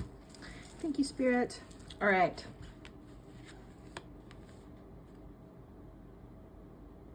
Is this supposed to be reversed or upright? Let's flip it. Upright. Upright. Sometimes I like to flip the cards to see which way they'll come back out, and if it flips and it's still reversed, if I feel like questioning about the energy of the card given the reading that we have, and the energy that I've been picking up on, if something feels like I'll sometimes flip the cards. So if you see me doing that, that's why. Okay, this is 10 of Wands in reverse. That's supposed to be reversed. This is 4 of Wands in reverse.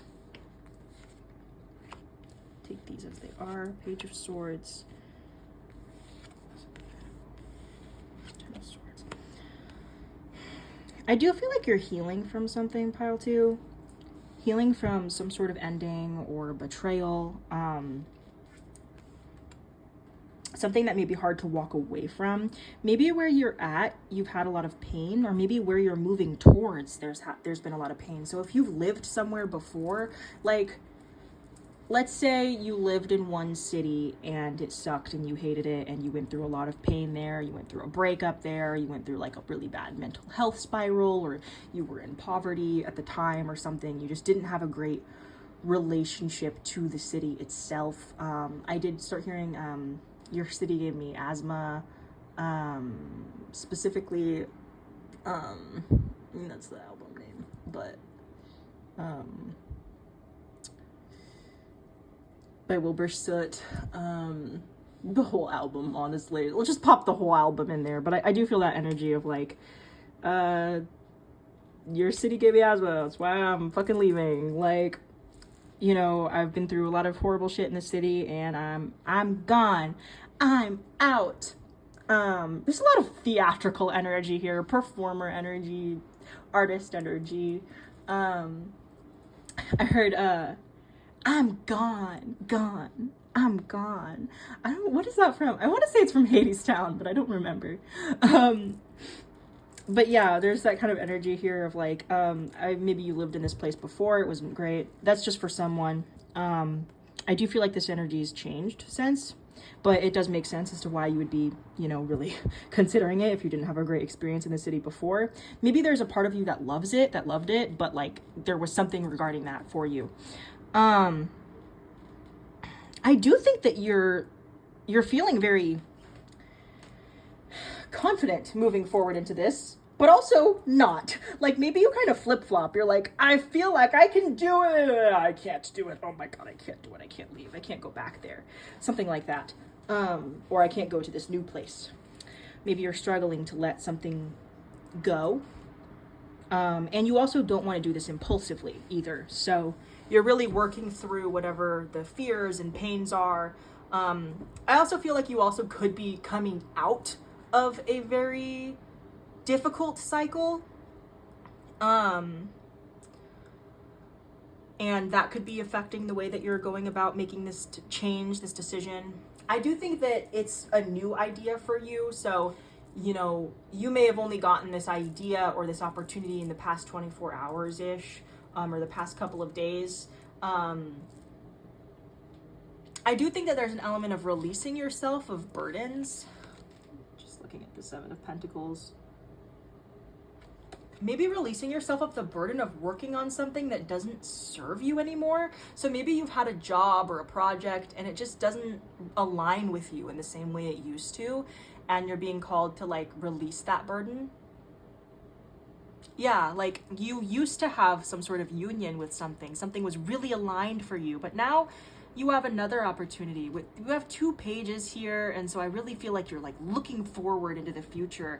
You're ready to begin this new beginning, and you have these new ideas and fresh start energies here, like fresh start, and you know, you want to go off and like find yourself and party and be around people who align with you. And maybe where you're at right now, you're just not getting that. It's not aligned with you.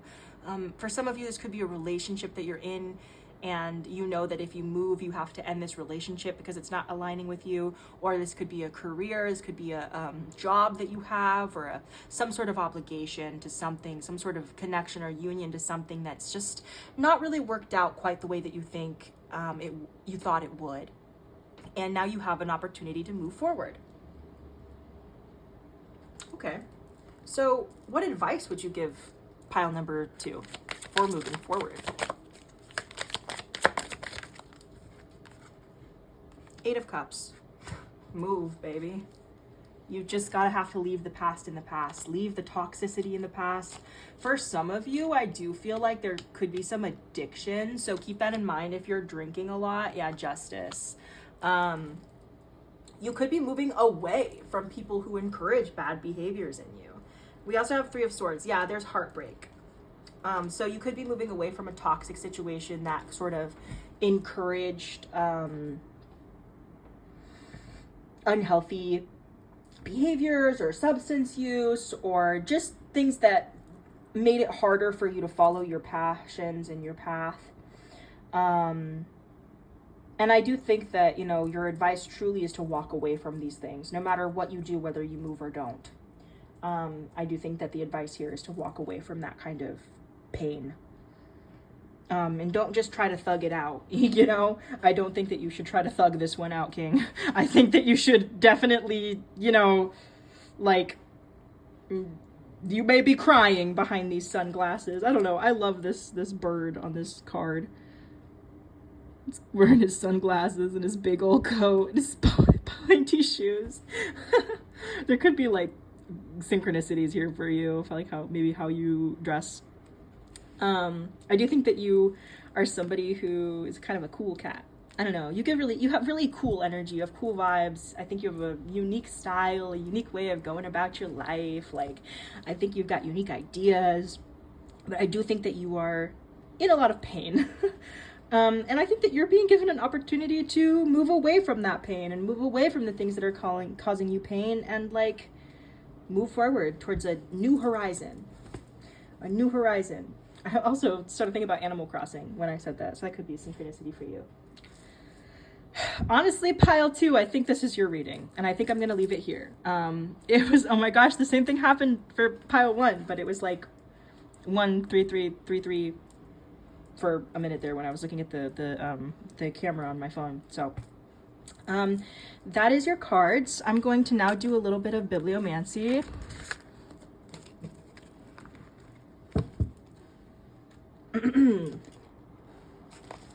I've got 3 books here, and I'm going to pull a little poem from each of them. And this is a wish book that I'm also going to be using. Okay. Let me move all these, actually. What does pile 2 need to hear, Spirit? God cannot be solemn, or he would not have blessed man with the incalculable gift of laughter.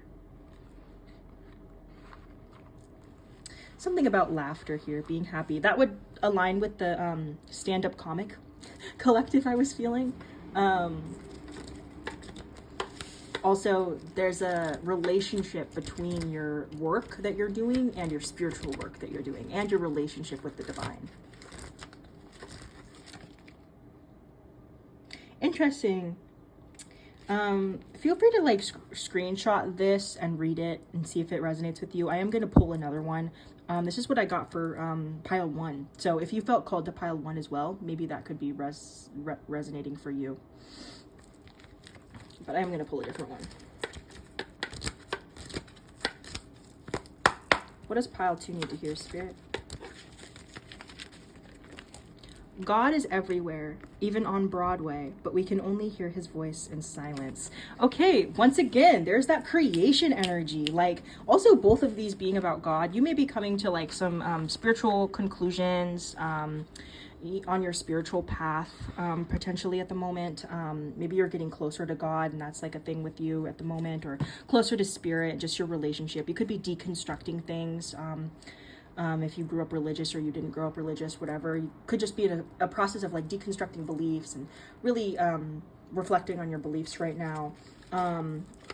Also, you know, if this is an opportunity that is, you know, I think people are going to, like, hear God through you in some way, shape, or form. You work and operate that way with the things that you create and share.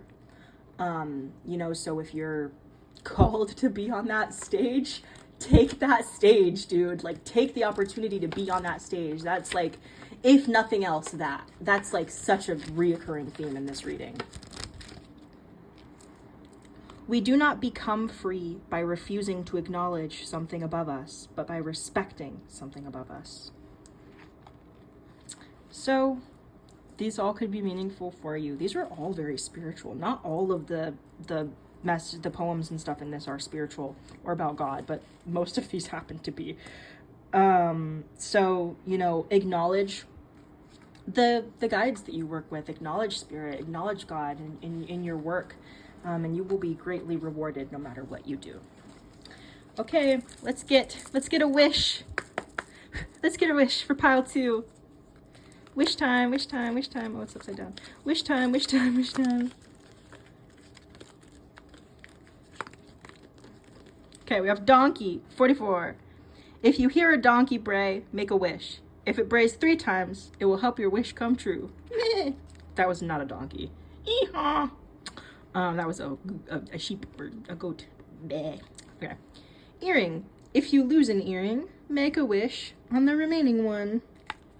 These are your wishes. Once again, could be something about gold jewelry. I felt that.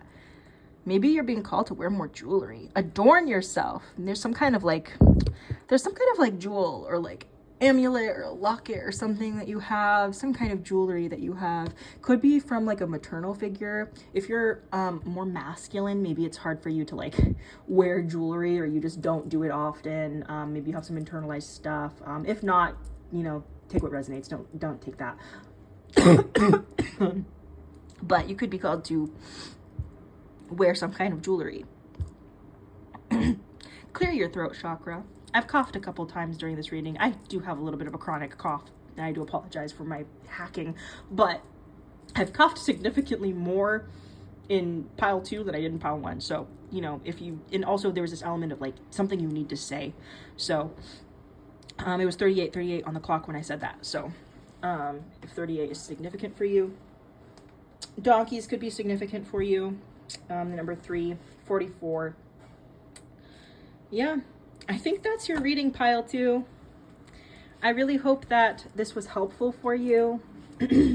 Don't forget to leave a like, a comment, a subscribe. I really appreciate every single one of them and read them all. If you like the way that I read and you would like to book a private reading with me, my email is in the description. It's also in my channel description.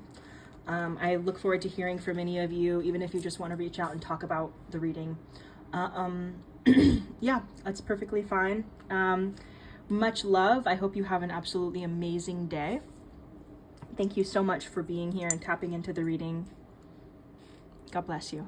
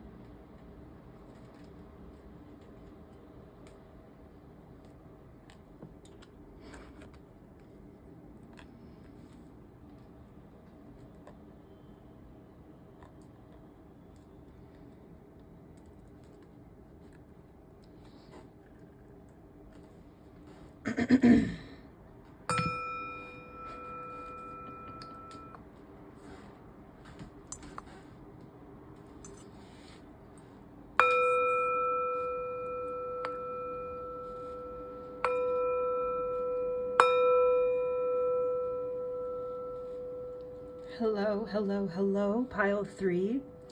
Welcome to your reading. The bowl was particularly eager for your reading, pile 3. It was making noises before I even started to tap it. Apologize, I have a bit of a frog in my throat today. So if I'm clearing my throat a lot, that's why. All right, pile 3. You chose the Tarot of the Sorceress deck. I don't know if I said that in the intro, so that's the deck that we're using.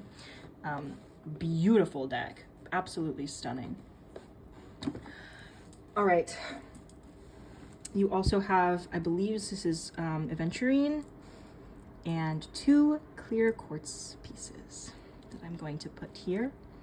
Your charms are the Eiffel Tower,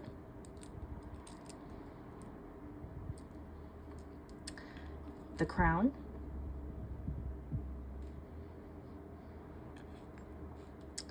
this coin with Queen Elizabeth on it, Queen Elizabeth II, the butterfly, the music note, the peace sign, and this little cuff mug thing. All right. So before I pull any cards, I'm going to list your songs that I pulled for you via Shufflemancy. And later on in the reading, I will go further into the songs and the lyrics since I listened to them. But the songs will be in the description, and I would recommend listening to them, seeing if they have any meaning for you personally that I as a reader may miss. Because you know yourself better than anyone else. Your songs were Guru Ramdas by Alexia Chellun. I hope I'm pronouncing her name right. And Chateau by Angus and Julia Stone, as well as I Won't Give Up by Jason Mraz. So those are your songs, pile 3.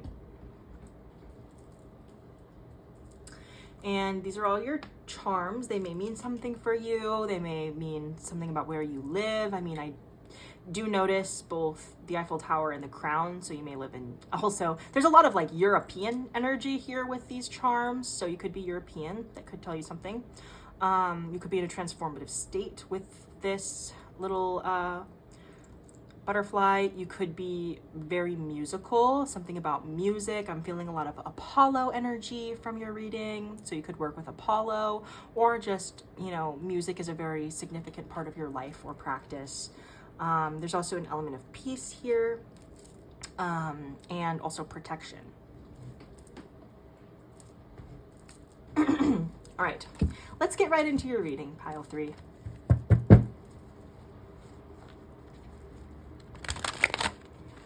What is the message that pile 3 is looking for, Spirit, with truth, guidance, and clarity? What is the message for pile 3, Spirit? I'm going to take that card. 2 of Earth, which is 2 of Wands. Actually, no, 2 of Pentacles, sorry. Okay.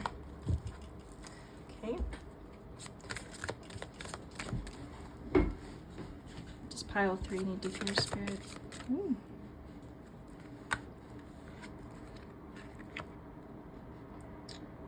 Three of Wands in reverse. 4 of Pentacles.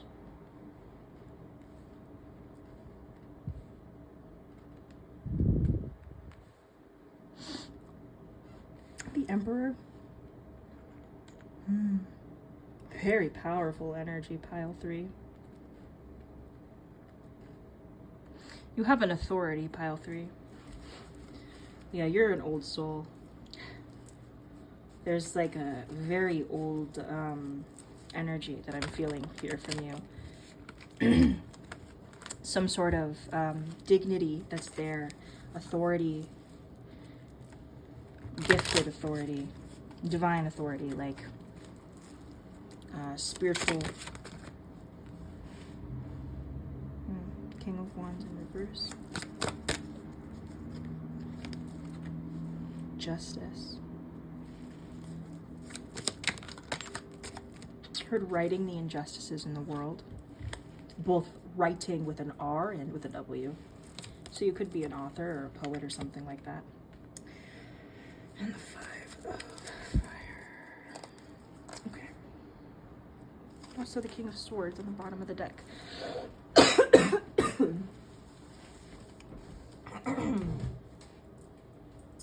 All right.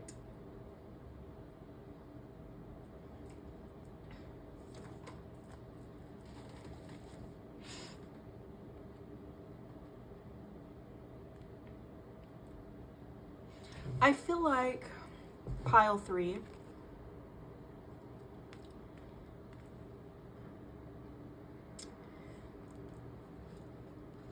you're taking the time to think about something and get clear about something so that you don't make an impulsive or hasty decision. I heard there's a meme. It goes, be nice. I'm finding it. It takes you that long. It does. It does. I did hear that as I was reading. So let's read more before we fully dive into that. But there could be an element of you trying to find the nice words to say. I don't feel like you're a mean person. You like to think about the things you say before you say them. You like to think about the things you do before you do them. I am feeling called to give you some clarity on the energy I'm picking up on. You may like that in your readings, so that you know for sure it is for you. I feel like you are a very clear being. You are older, if not physically, in spirit. You have some kind of authority. You may have had many past lives. And you are very, very passionate about doing the right thing, the right way.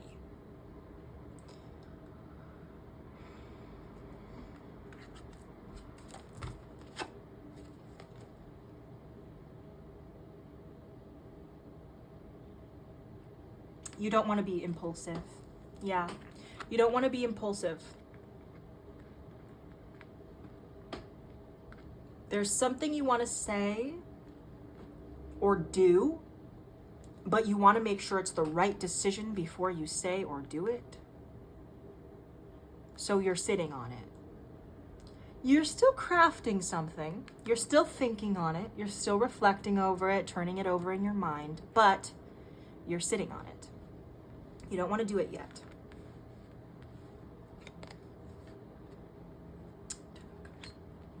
Maybe you're afraid of things falling apart. This could be emotional. This could be with your relationships. So maybe you're afraid that something that you've been building, there's also an energy of something, feeling like something is attacking your family, attacking your stability, attacking your livelihood, attacking your family, your community, something regarding the heart, family energy here. So you could feel like there's some sort of justice that needs to be served regarding your family.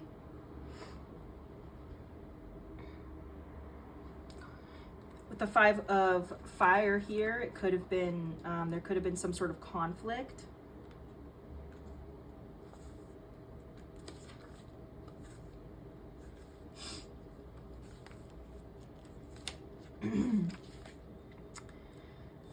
And I get the energy that you're putting an end to that shit real quick is your energy.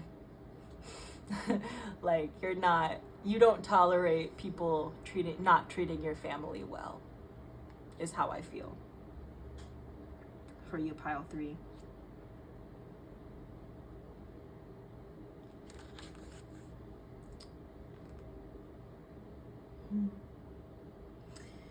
Some sort of challenge here. you're really thinking about the position that you're in this situation. I think because you have respect or authority in some way, you really want to make sure that you're thinking clearly about where you're moving forward here. It can't just be done in any old way.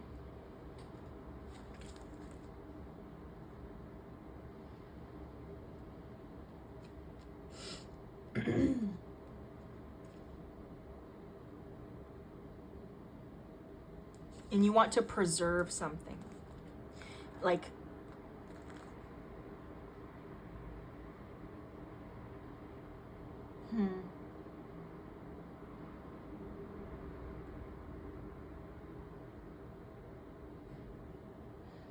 yeah, you don't want to let go of something that you've gained, something you have. So think about your comfort zone here as well, moving out of it.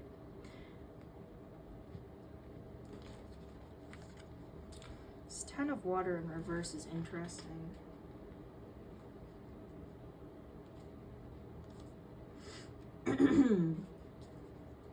Because I'm feeling from it like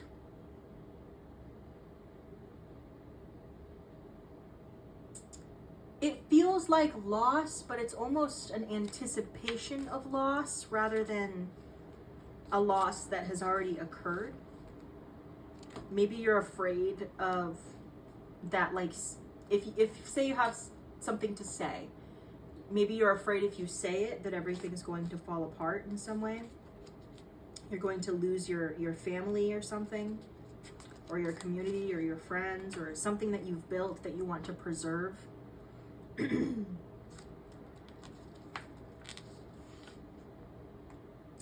Yeah, some sort of rupture or tension here. Maybe you're not being included in something that you should be included in. This could be work. So maybe you were left out of like a really important meeting or something like that. You know, take it as it resonates, but it could be something like that. It's just an example. And you know that that was wrong. Maybe you felt undervalued. Maybe you've undervalued yourself in the past, but I really feel like you value yourself now. You know who you are, and you won't let anybody walk over you. You want to make sure that you do this right, but you do have some sort of decision or choice that you're sort of mulling over.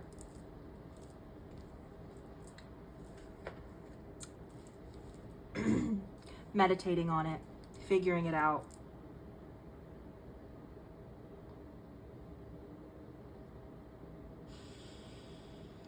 Just like you're uncovering something.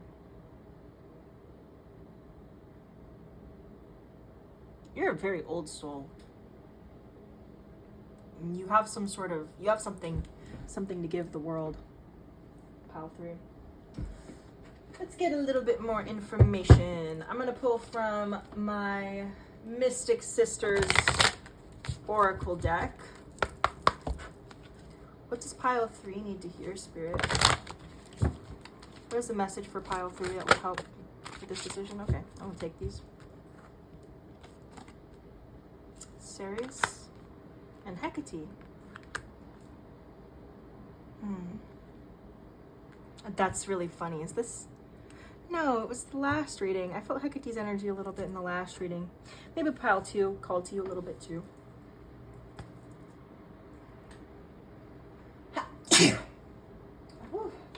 Pardon me.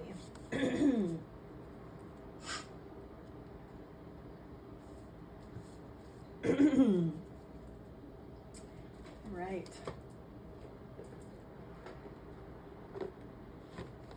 It's been a little while since I've read with this deck, so bear with me. I'm grabbing my guidebook so that I can read these cards accurately.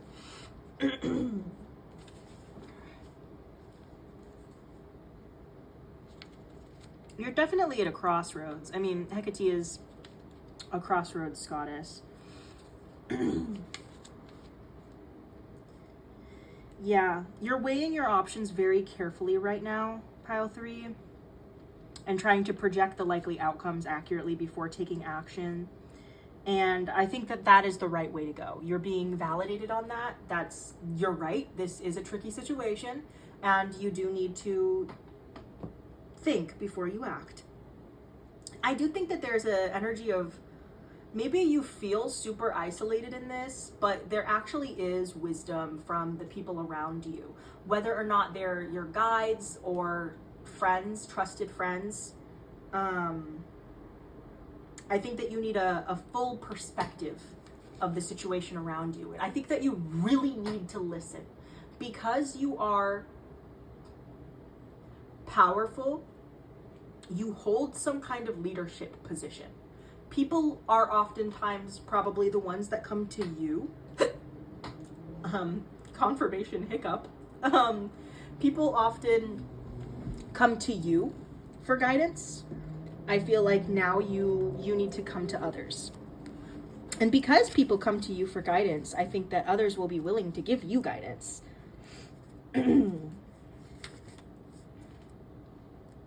Yeah, you need a wider perspective. And I think that you can get that by the people around you and by talking with your guides as well. There's a kind of multi-layered energy from you that I feel. It's like a multi-dimensional energy. I feel like you are you're very multifaceted. I feel like a lot of energies within your energy, so that could resonate for you.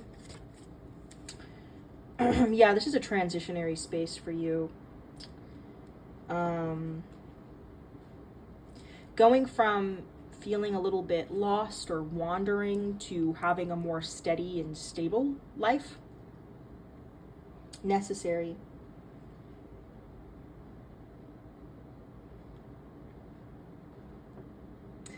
Yeah, you're entering a new state of maturity in whatever stage of like life that you're in, whatever life cycle you're in.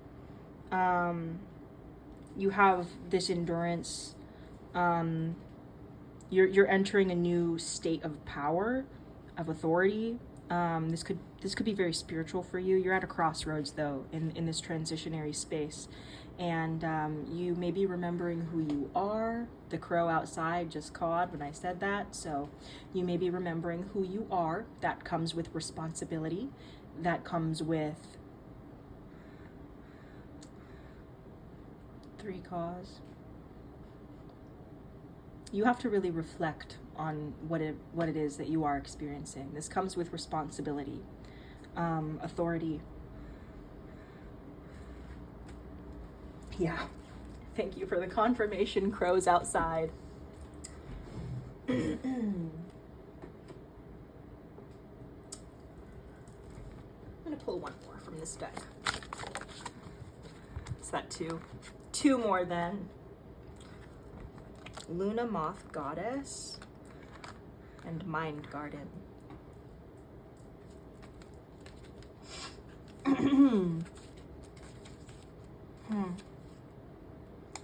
You may have like a meditative state or place that you go to, like in your mind, like a mind palace.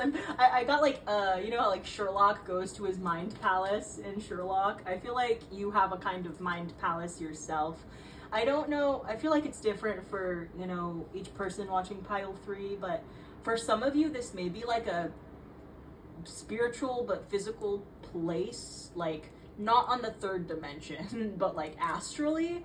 Like you go somewhere in meditation and connection, like you astral travel to this place. For others this is just like a mental meditation thing. But I do feel like there is somewhere you go, and it might be helpful for you to kind of retreat. Also, you know, your mind is a garden, so there may be some things that you have to weed out of your garden, certain thoughts, so that the fruit produced is delightful. Don't let dark thoughts dominate your mind, because these are weeds for you. Because you're coming into this authority and this power, your thoughts are just thoughts, but you do, and I feel like maybe you have some kind of, and I can relate to this actually on my path. You may have some sort of OCD, like obsessive compulsive issue with your thoughts. So you're trying not to put too much weight to your thoughts and what you think, because there's a lot of thoughts that come to you that aren't really like yours. They're just like impulsive thoughts, like, and that's something that I don't think that the spiritual community really validates and talks about enough, because it's not something that everyone experiences. But I do think that it can make our process of weeding out our thoughts in our mind garden a little bit more complicated, because some thoughts are a result of imbalances or traumas or mental health stuff, in which case you really shouldn't put too much weight on them. Like, just because your OCD gives you intrusive thoughts does not mean that you are manifesting any of that into your life. However, sometimes you can actually go a little too far and be a little too lenient with yourself, and then tell yourself that your maybe negative self-talk in your mind is just a mental health issue and not something that you can work on. Like, these are all things that you can work on. Make sure that you work on them without a sense of shame, however, because shame kills you. It's a killer. Shame is like also so deeply ingrained into everybody in our society. It's heartbreaking, but working through shame, you can't shame yourself into healing. I feel like this. You seem pretty enlightened at where you're at right now. You're coming into a power. But I do think that right now you need to be paying very close attention to your thoughts, so that you can sort of weed out, what are the valuable thoughts and what are the thoughts that hinder you.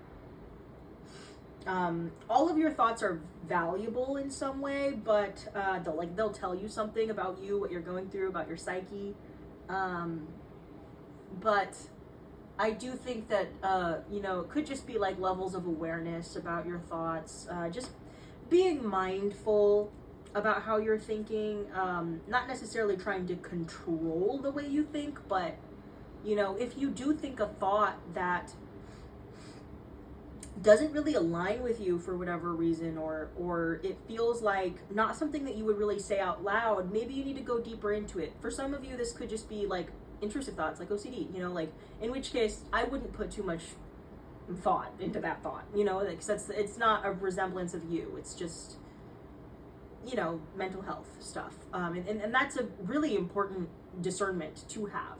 For others of you, this is some thoughts that are actually coming up for you in moments of conflict or triggering moments that actually could tell you a little bit of information about healing and things that you can work on here that are actually valuable to you, like emotions that you're having. So like, say you have this conflict with someone or something, and it bubbles up a lot of angry thoughts within you. Well, your anger is actually a great protector, and your anger about injustice tells you something is unjust, something is wrong, right?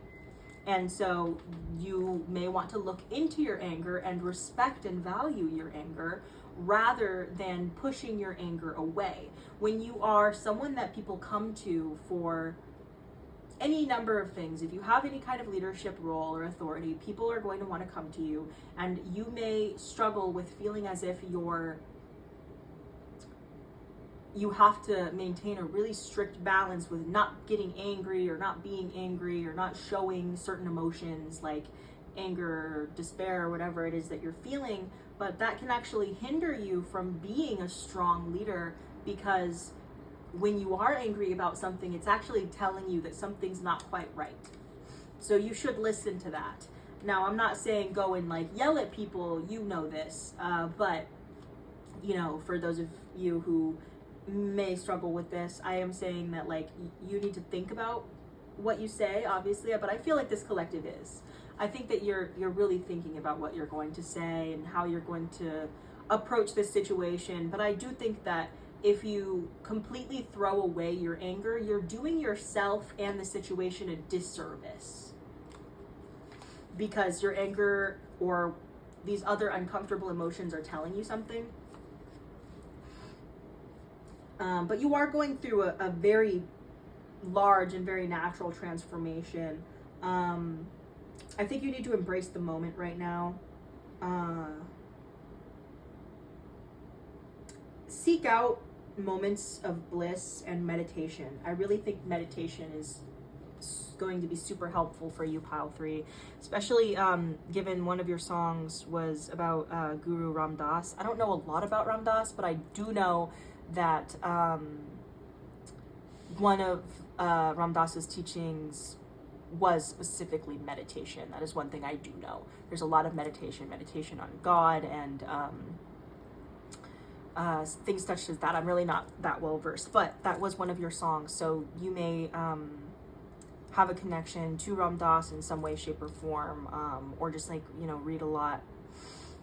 But yeah, so that's what I'm seeing from these cards. You're definitely at a crossroads though, with some sort of conflict or something, trying to preserve something. Maybe it's something you're responsible over in a way as well. I'm going to pull some more cards. I have a couple of other decks that I would like to use for your reading, pile 3.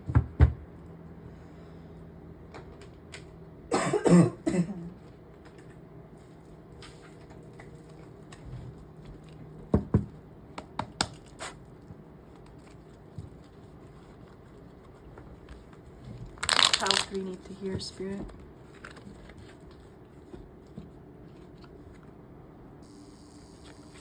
What does pile 3 need to hear, Spirit? Is there anything else that pile 3 needs to hear? Whoa, that's a lot of cards. I'm not gonna... Okay, thank you. What else does pile 3 need to hear? This deck is like, got a lot to say. I have the Ace of Wands and the Page of Spheres. We have the Moon. We have the Emperor. The Emperor twice is crazy, pile 3. You have some, like, strength. Like I said, divine authority. Like, you are showing up as the Emperor in this reading. 6 of Cups. Something about nostalgia here. Looking back towards something. Some kind of pain. Maybe you're looking back towards some kind of pain. But there is an opportunity in this pain, like an opportunity to grow or to see something differently or see something new. And I think you know that. I just got like a really sharp, like, feeling. Like I got like a really heavy feeling in my heart. Yeah. You had some sort of pain, heartbreak, loss. It taught you something though. I feel like you're mournfully grateful for it. It showed you something. Something that was previously hidden.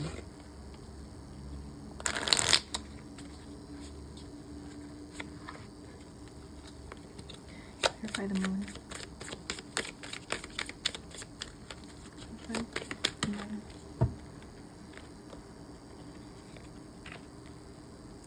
The King of Spheres. The Ten of Cups. And Fool.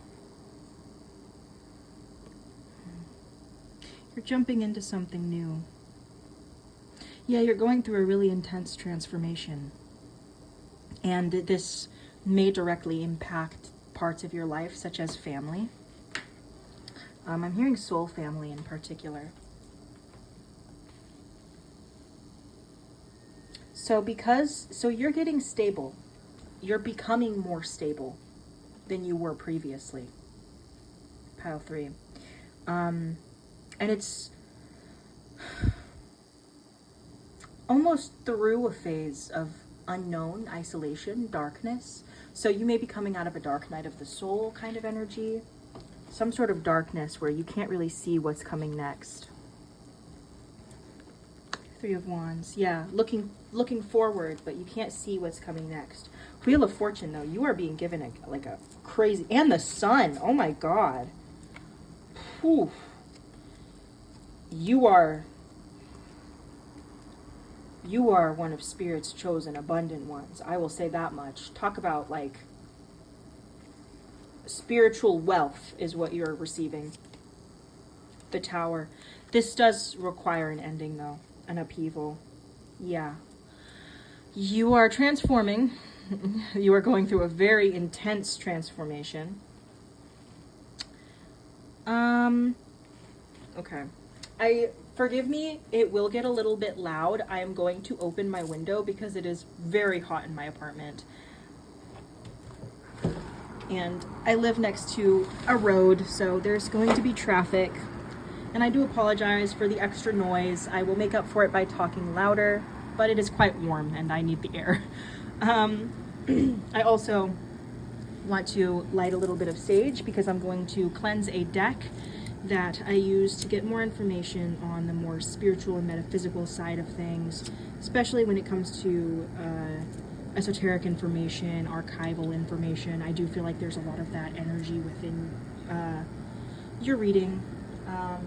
And hopefully this deck will be able to provide a little bit of information for you, Pile 3, because you're going through this incredible transformation, and I really feel like this deck might be able to offer you some insights, or at least me some insights to read to you.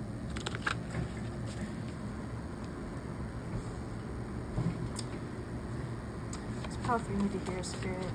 What's the information that you have for Pile 3? Ooh.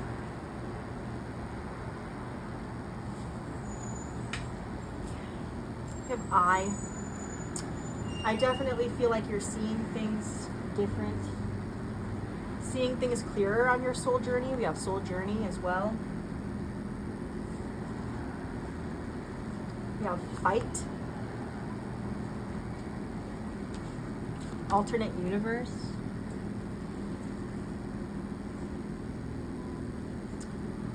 it's raining harder. Actually, I want to check the back of this one. Never ending.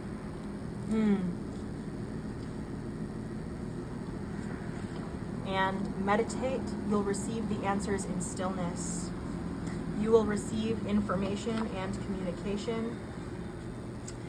Yeah, I think that meditation, through whatever it is that you're experiencing, is going to be your best bet on moving forward. You need to meditate. Deep meditation. Whatever it takes. I think that you do meditate, so I don't think that this is a crazy ask of you. I feel like you're someone who meditates quite a bit, actually. But you need to meditate on this. There's also some stuff that's, and once again, I feel like you know this. This is like a confirmation reading for you. You're pretty enlightened, and I feel like when you tap in, you know a lot. But I'm gonna pull this card. That's Five of Swords. Yeah, there's some sort of fight happening on a different dimension or universe. This is the Death card. Something changing, a transitionary space is happening for sure. There's definitely transitions here. Transitions into new states of being. You may be going through you may be ascending, Pile 3. And ascending can be very painful. It may feel never ending. There's also some sort of never-ending fight.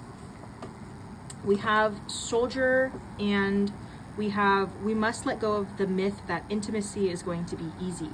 We must stop romanticizing ease. We can do hard things. So this situation may require a lot of fight from you. Mission. You may have some sort of mission here, and it's something that you can no longer wait for. There is a message here that your past must still stay the past. You also may have some sort of animal guide with you. I'm seeing someone outside walking their dog, so you may have a dog. That is helpful for you.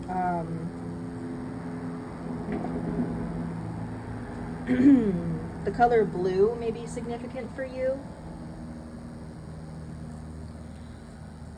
You are fighting something. Let's see if I can get any more information. What is Pile 3 fighting? Whoa. Nowhere feels like home, and again and again. You deserve to be taken seriously. Weakness. You may be feeling quite weak during this transformation, and maybe people aren't taking your transformation seriously, like you have some sort of soul brothers or sisters, like soul family, and you're having dreams. Maybe you're having a lot of dreams, and maybe people aren't taking you as seriously as you should be taken, but you deserve to be taken seriously. It is normal to feel weak during a spiritual upheaval and awakening, if that's what you're experiencing, if you're going through some sort of ascendance, which I do feel like you are. You know, pile 3, it is normal to feel weak and to feel like you don't have a home. To feel lost, that's also normal. To feel in the dark, that's also normal. And like all of these things are normal symptoms of ascension.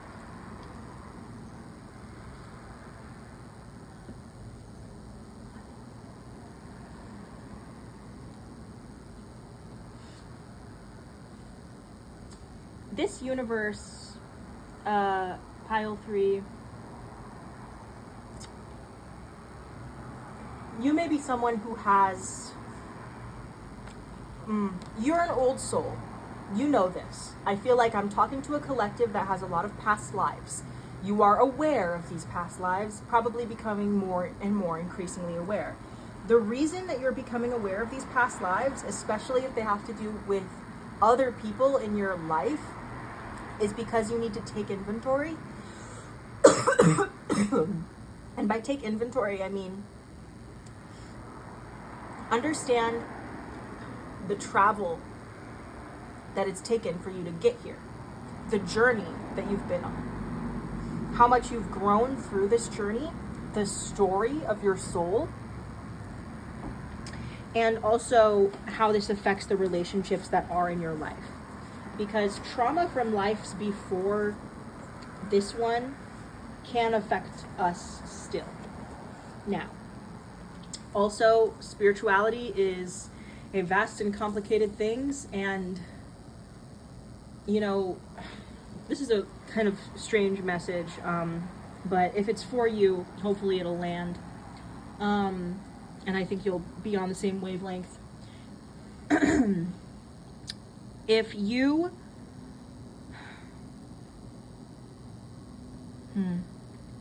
have a higher connection to something that's beyond just yourself, physically human, also it's very interesting, you're very grounded, which I appreciate in this energy, because sometimes these kind of energies, they can take you for a loop, but you're grounded. But sometimes, you know, our energies, they can go off and, like, we can live 2 lives at once. Like, our soul can be 2 places at once. And I think that a lot of people don't know that, but I feel like this is something that could be helpful information for you. Your soul may have been 2 places at once, may continue to be on 2 different dimensions. I mean, if you think about it like this, like, when I put my hand down, you see that shadow, right? That's 3-dimensional me leaving a 2-dimensional shadow. When I move, it moves. When your higher self moves, you move. That's why a lot of people come into abundance when they come into spiritual authority. You may be feeling too small for this. You're not. You know for a fact that you have something. And I suggest that you take it. You learn more about it. You go deeper. Go deeper into that meditation. Go deeper into these past lives. What are they trying to tell you? You know? It's all going to be within you. You're going to learn a lot about your karma. You're going to learn a lot about your deities, your heritage, where you come from. You know, some of these experiences and beliefs may feel a little bit unconventional to you, but they have meaning. You know, the universe that we are in now, I mean, I get the sense that I'm talking to someone who's, you don't just have a lot of past lives in this world, you have past lives in, like, other dimensions, other worlds, cosmic reincarnations. You know, there's celestial heritage here, so you could have past lives on different planets, you could have origins in different dimensions, you know.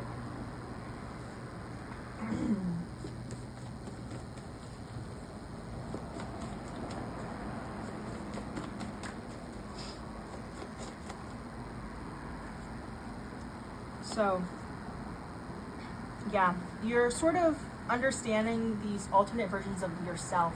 I also feel like there may be some things culturally that you have to push through during this awakening. So some maybe cultural setbacks that may be preventing you from seeing things very clearly. But you deserve to be taken seriously. There is a fight here. This could be a fight that's happening on an alternate universe, like on an alternate timeline. This is a funny message, but something about being away from home. I'm not waiting anymore. Something never ending. I think you're closing a cycle, pile 3. And I think that the only information you're going to get about this cycle is going to be in meditation. And I think a reason for that is because there are eyes on this reading and you have spiritual authority and you're doing things that not everybody can know about. Yeah, you're doing things not everyone can know about. You have heavenly forces behind you. There's a lot of like celestial, angelic energy here. You could work with archangels. I'm hearing Archangel Michael, Archangel Uriel, Archangel Raphael.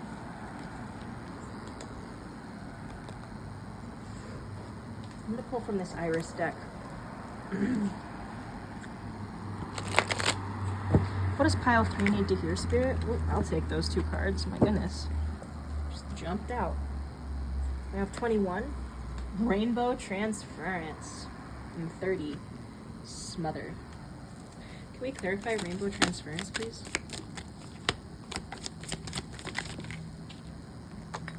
In between worlds. Clarify smother. Party leader. Yeah, you're a leader. You're a leader of some sort of soul group, like soul family. Calm within transformation. I'm gonna pull that. You're definitely some kind of leader. And I think it's really important that you take care of your body right now. That's a message I just got. Because you're a vessel for energies at the moment, I feel. Pile 3. Like you're a vessel for a lot of energies and you don't want them to smother your ability to take care of your physical body. Because yes, you have a lot of responsibility right now to be a leader, but you also need to make sure you're taking care of yourself so that you can take care of others. What does pile 3 need to hear right now, Spirit? You may be very comfortable with your shadow. You may have had to go through many dark nights of the soul, through many lives. I feel like a shadow energy in your reading, so that could be significant for you. You could work a lot with darkness or darker energies. Nothing wrong with that at all. We have Hathor and the Ageless. Mediation. I read meditation though. So like once again, meditate, deep meditation, like do research on different kinds of meditations. Ram Dass is likely going to be very significant for you here. Yeah, there's something about culture. Maybe there's something from your culture that you need to dig deeper into. Something ancestral. I do feel that energy and ancestral energy coming through. Healing.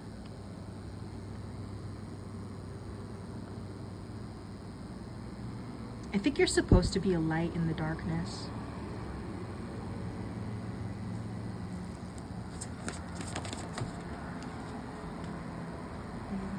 Rubin. Queen of Shadows. Yeah.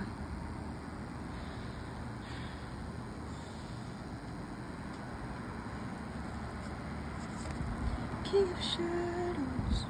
King of Cold. That's the Hades town again. I think I mentioned that earlier. Jan the Maid. Guardian of Saints.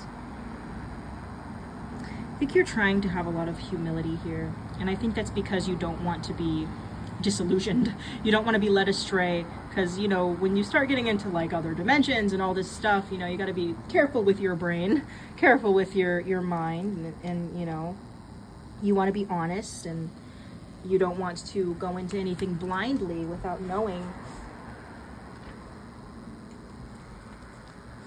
I think you're figuring it out though, and I think that, you know, you are like a champion. Like you have people betting on you. Like it's such an interesting thing. I've been getting this like information about like spiritual Olympics or something of like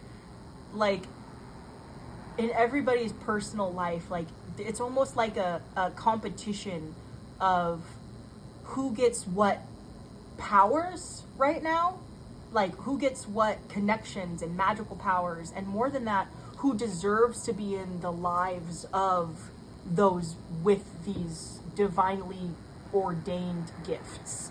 So there's like, it's like a big spiritual game of chess, and all of us that are here in this universe on the 3D going through these transformations are the chess pieces, are the pawns, and those who are controlling are like angels, guides, spirits, God.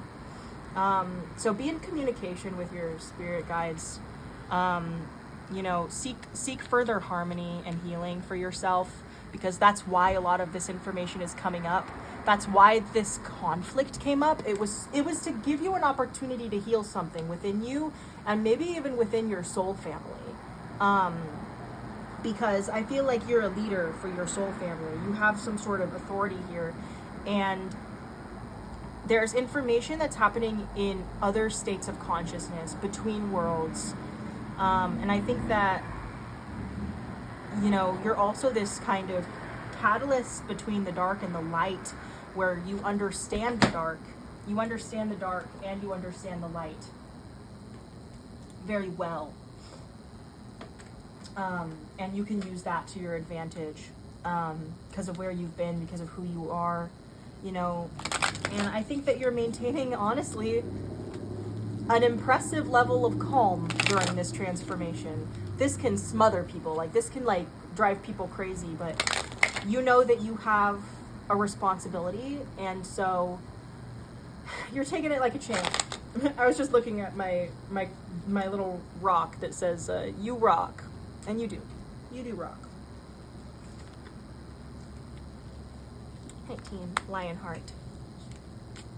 You will prevail. You know, you have the courage. Your courage is being tested, but you have the courage.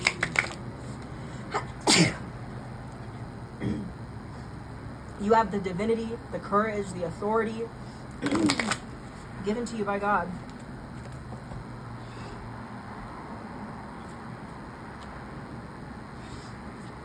Yeah, you're supposed to transmute this energy, this fight. You're supposed to transmute it into something. You're definitely a medium. You have spiritual gifts, and I do suggest you use them in this situation. I do suggest you use them. How would you recommend pile number 3 goes about this fight, Spirit?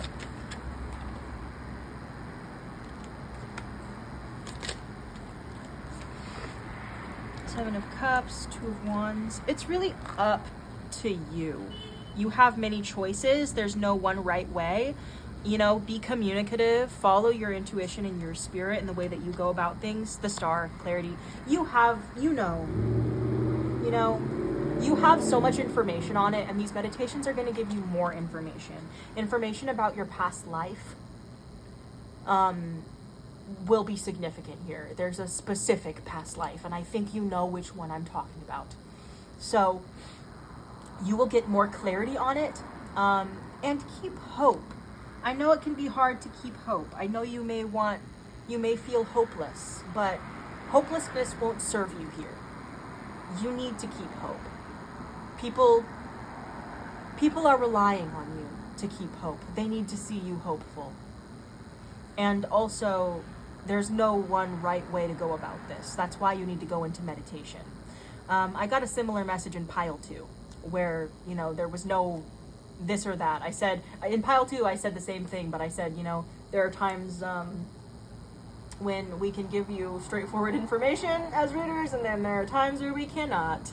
And there's no yes or no answer here, or do this or do that. It's really just get meditative, you know, get in communication with your guides, and, you know, figure out how to move forward.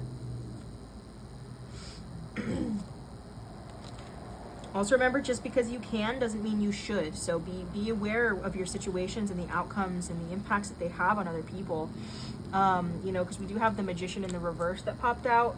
And I do think that that can be a you can, should you, right? So if you have power, you know, make sure you're using it for the right reasons. Once again, you are a leader. People look up to you. So that does have a lot of responsibility. We have the Queen of Pentacles. I do think that you have stability, though. Especially here with the Queen of Swords. You have stability and clarity with the Chariot to make these decisions. You just have to get grounded in these decisions. I'm going to pull from one of my homemade decks. Yeah, and then getting into your songs, you know, I think that it's important with the Chateau by Angus and Julia Stone. There was a line in the song that said, "Don't be scared of what you don't already know." And I feel like there's a lot of things you don't know. Straight up moon energy here. And I think they're going to be clear, and I think that you are a little bit afraid of what you're going to find going into these meditations, especially given this conflict that's happened. But this conflict was here to guide you towards this meditation, you know, like towards this information. So don't be scared of it. Don't waste your time either. You're being given a gift and you're uncovering something, and Spirit's not going to give up on you. Something about a sunrise, something about night skies. Can we pretend that airplanes in the night sky are like shooting stars? I could really use a wish right now. But yeah, something about night sky, sunrise. You've come really far in your journey, pile 3. Like, you're an old soul and you have gone through like trials, and you've come out of it, and you're doing a great job. Spirit's like patient for you and proud of you. Like, spirit is not going to give up on you. And I think that you have the tools and the gifts to make the difference, and to make a difference in your soul family, in whatever this situation is. You have everything it takes to make a difference. You're tough. You know, you're tough. And you are so loved, like, and gifted. Like, you're remembering who you are. I think I already said that, but that's just coming through again. And I think that you still have a lot to learn about this. That's why you need to go into meditation and find new ways of meditating. But yeah, Spirit's not going to give up on you. And also, you know, Spirit's your friend. There's an energy here too. There's like a friendly energy that I feel. But also pressure. I feel a lot of pressure. And you probably feel a lot of pressure too. Like, I feel like someone's like doing this on my shoulders a little bit. There's a lot of pressure. You may feel like you have a lot of, once again, responsibility, a weight on your shoulders. But I do think that deep down you know what to do here. You know how to go about it. You just, maybe there's just some fears that you need to work through. Don't be afraid of it, you know? And you've got to uncover this. A lot of devotional energy. You know, you're a servant of God. Act like it. You know, you may be afraid, but you have heavenly support and guidance. So, you know, act on that. Okay. What does pile 3 need to hear, Spirit? Anything else for pile 3 before I end the reading? Whoa.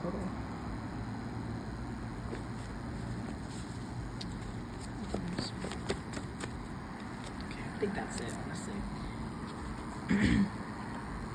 83. Sometimes the chase is a distraction from facing the real issues. Pause and confront what's truly important. 99. Catch the joyous moments in life. Laugh. Practice delight. Seek it out. And 9. Discover the wisdom within. The answers to your questions are in the quiet moments. Lots of 9s here. That shows completion. You're this close to a completion. You may feel like you're going slow right now, but you are this close to completion. Like, you are so close you could taste it, completing this cycle. There's also This card. Betrayal stings, but don't let it define you. Rise from the ashes, stronger than before. Once again, more 9s, 95 here. These are just messages for you, honestly. I feel like these are so straightforward and blunt, I don't even need to, like, read on them, you know? I really think that you know what these things are about. You know, laugh, practice delight, seek it out among all of this. Joy is so transformational, so really seek it out. I know it can be hard to when you're going through all these transformations, but it's even more important when you are. Yeah, you need to pause, go inward, discover the wisdom within. You know, this fight, this betrayal, whatever it was, it hurt, but it doesn't have to define you. And, you know, it's kind of like the fire that the phoenix is rising out of, the ashes the phoenix is rising out of, you know? That's the energy I feel for you. Okay, so now that I'm done pulling cards for you, I really think that that's your reading. I'm going to do some bibliomancy now with those 3 little books that I have, and I'm really excited. If you don't know what bibliomancy is, it is divination with a book. A lot of times it's done with like holy books and stuff, like Bibles and such, but it does not have to be. Whoa, the little peace sign came jumping. So yeah, so really prioritize your own peace, pile 3. But you also have expectations, so I understand how that can be hard.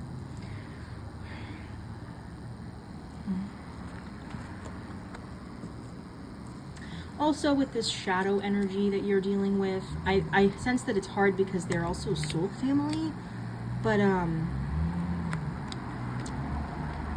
communication and mediation and harmony will be helpful here. Don't let their instability, wrath, and suspicion get in the way of your graciousness and your exception. They're disillusioned, not you.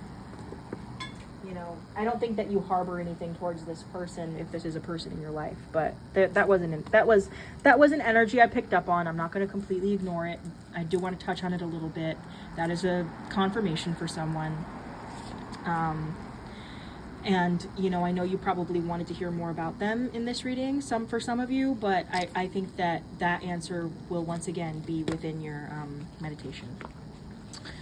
Okay, so let's go through these books and pull 3 little messages from them, starting with Joys of Life. What does pile 3 need to hear, Spirit?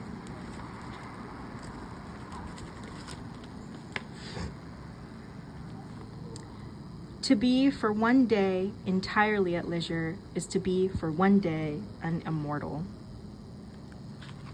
Some leisure time is needed, perhaps. Relaxation. I mean, is that not meditation?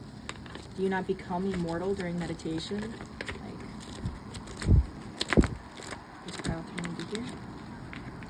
We should have much peace if we would not busy ourselves with the sayings and doings of others.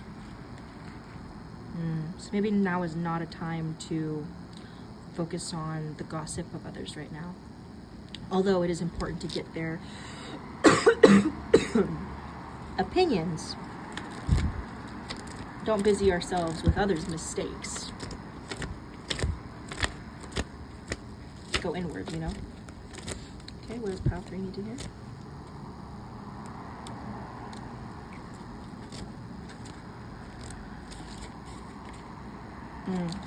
I'm going to pull another one, but hopelessness is anticipated defeat. So please don't be hopeless right now. Don't anticipate defeat because you're too strong for that.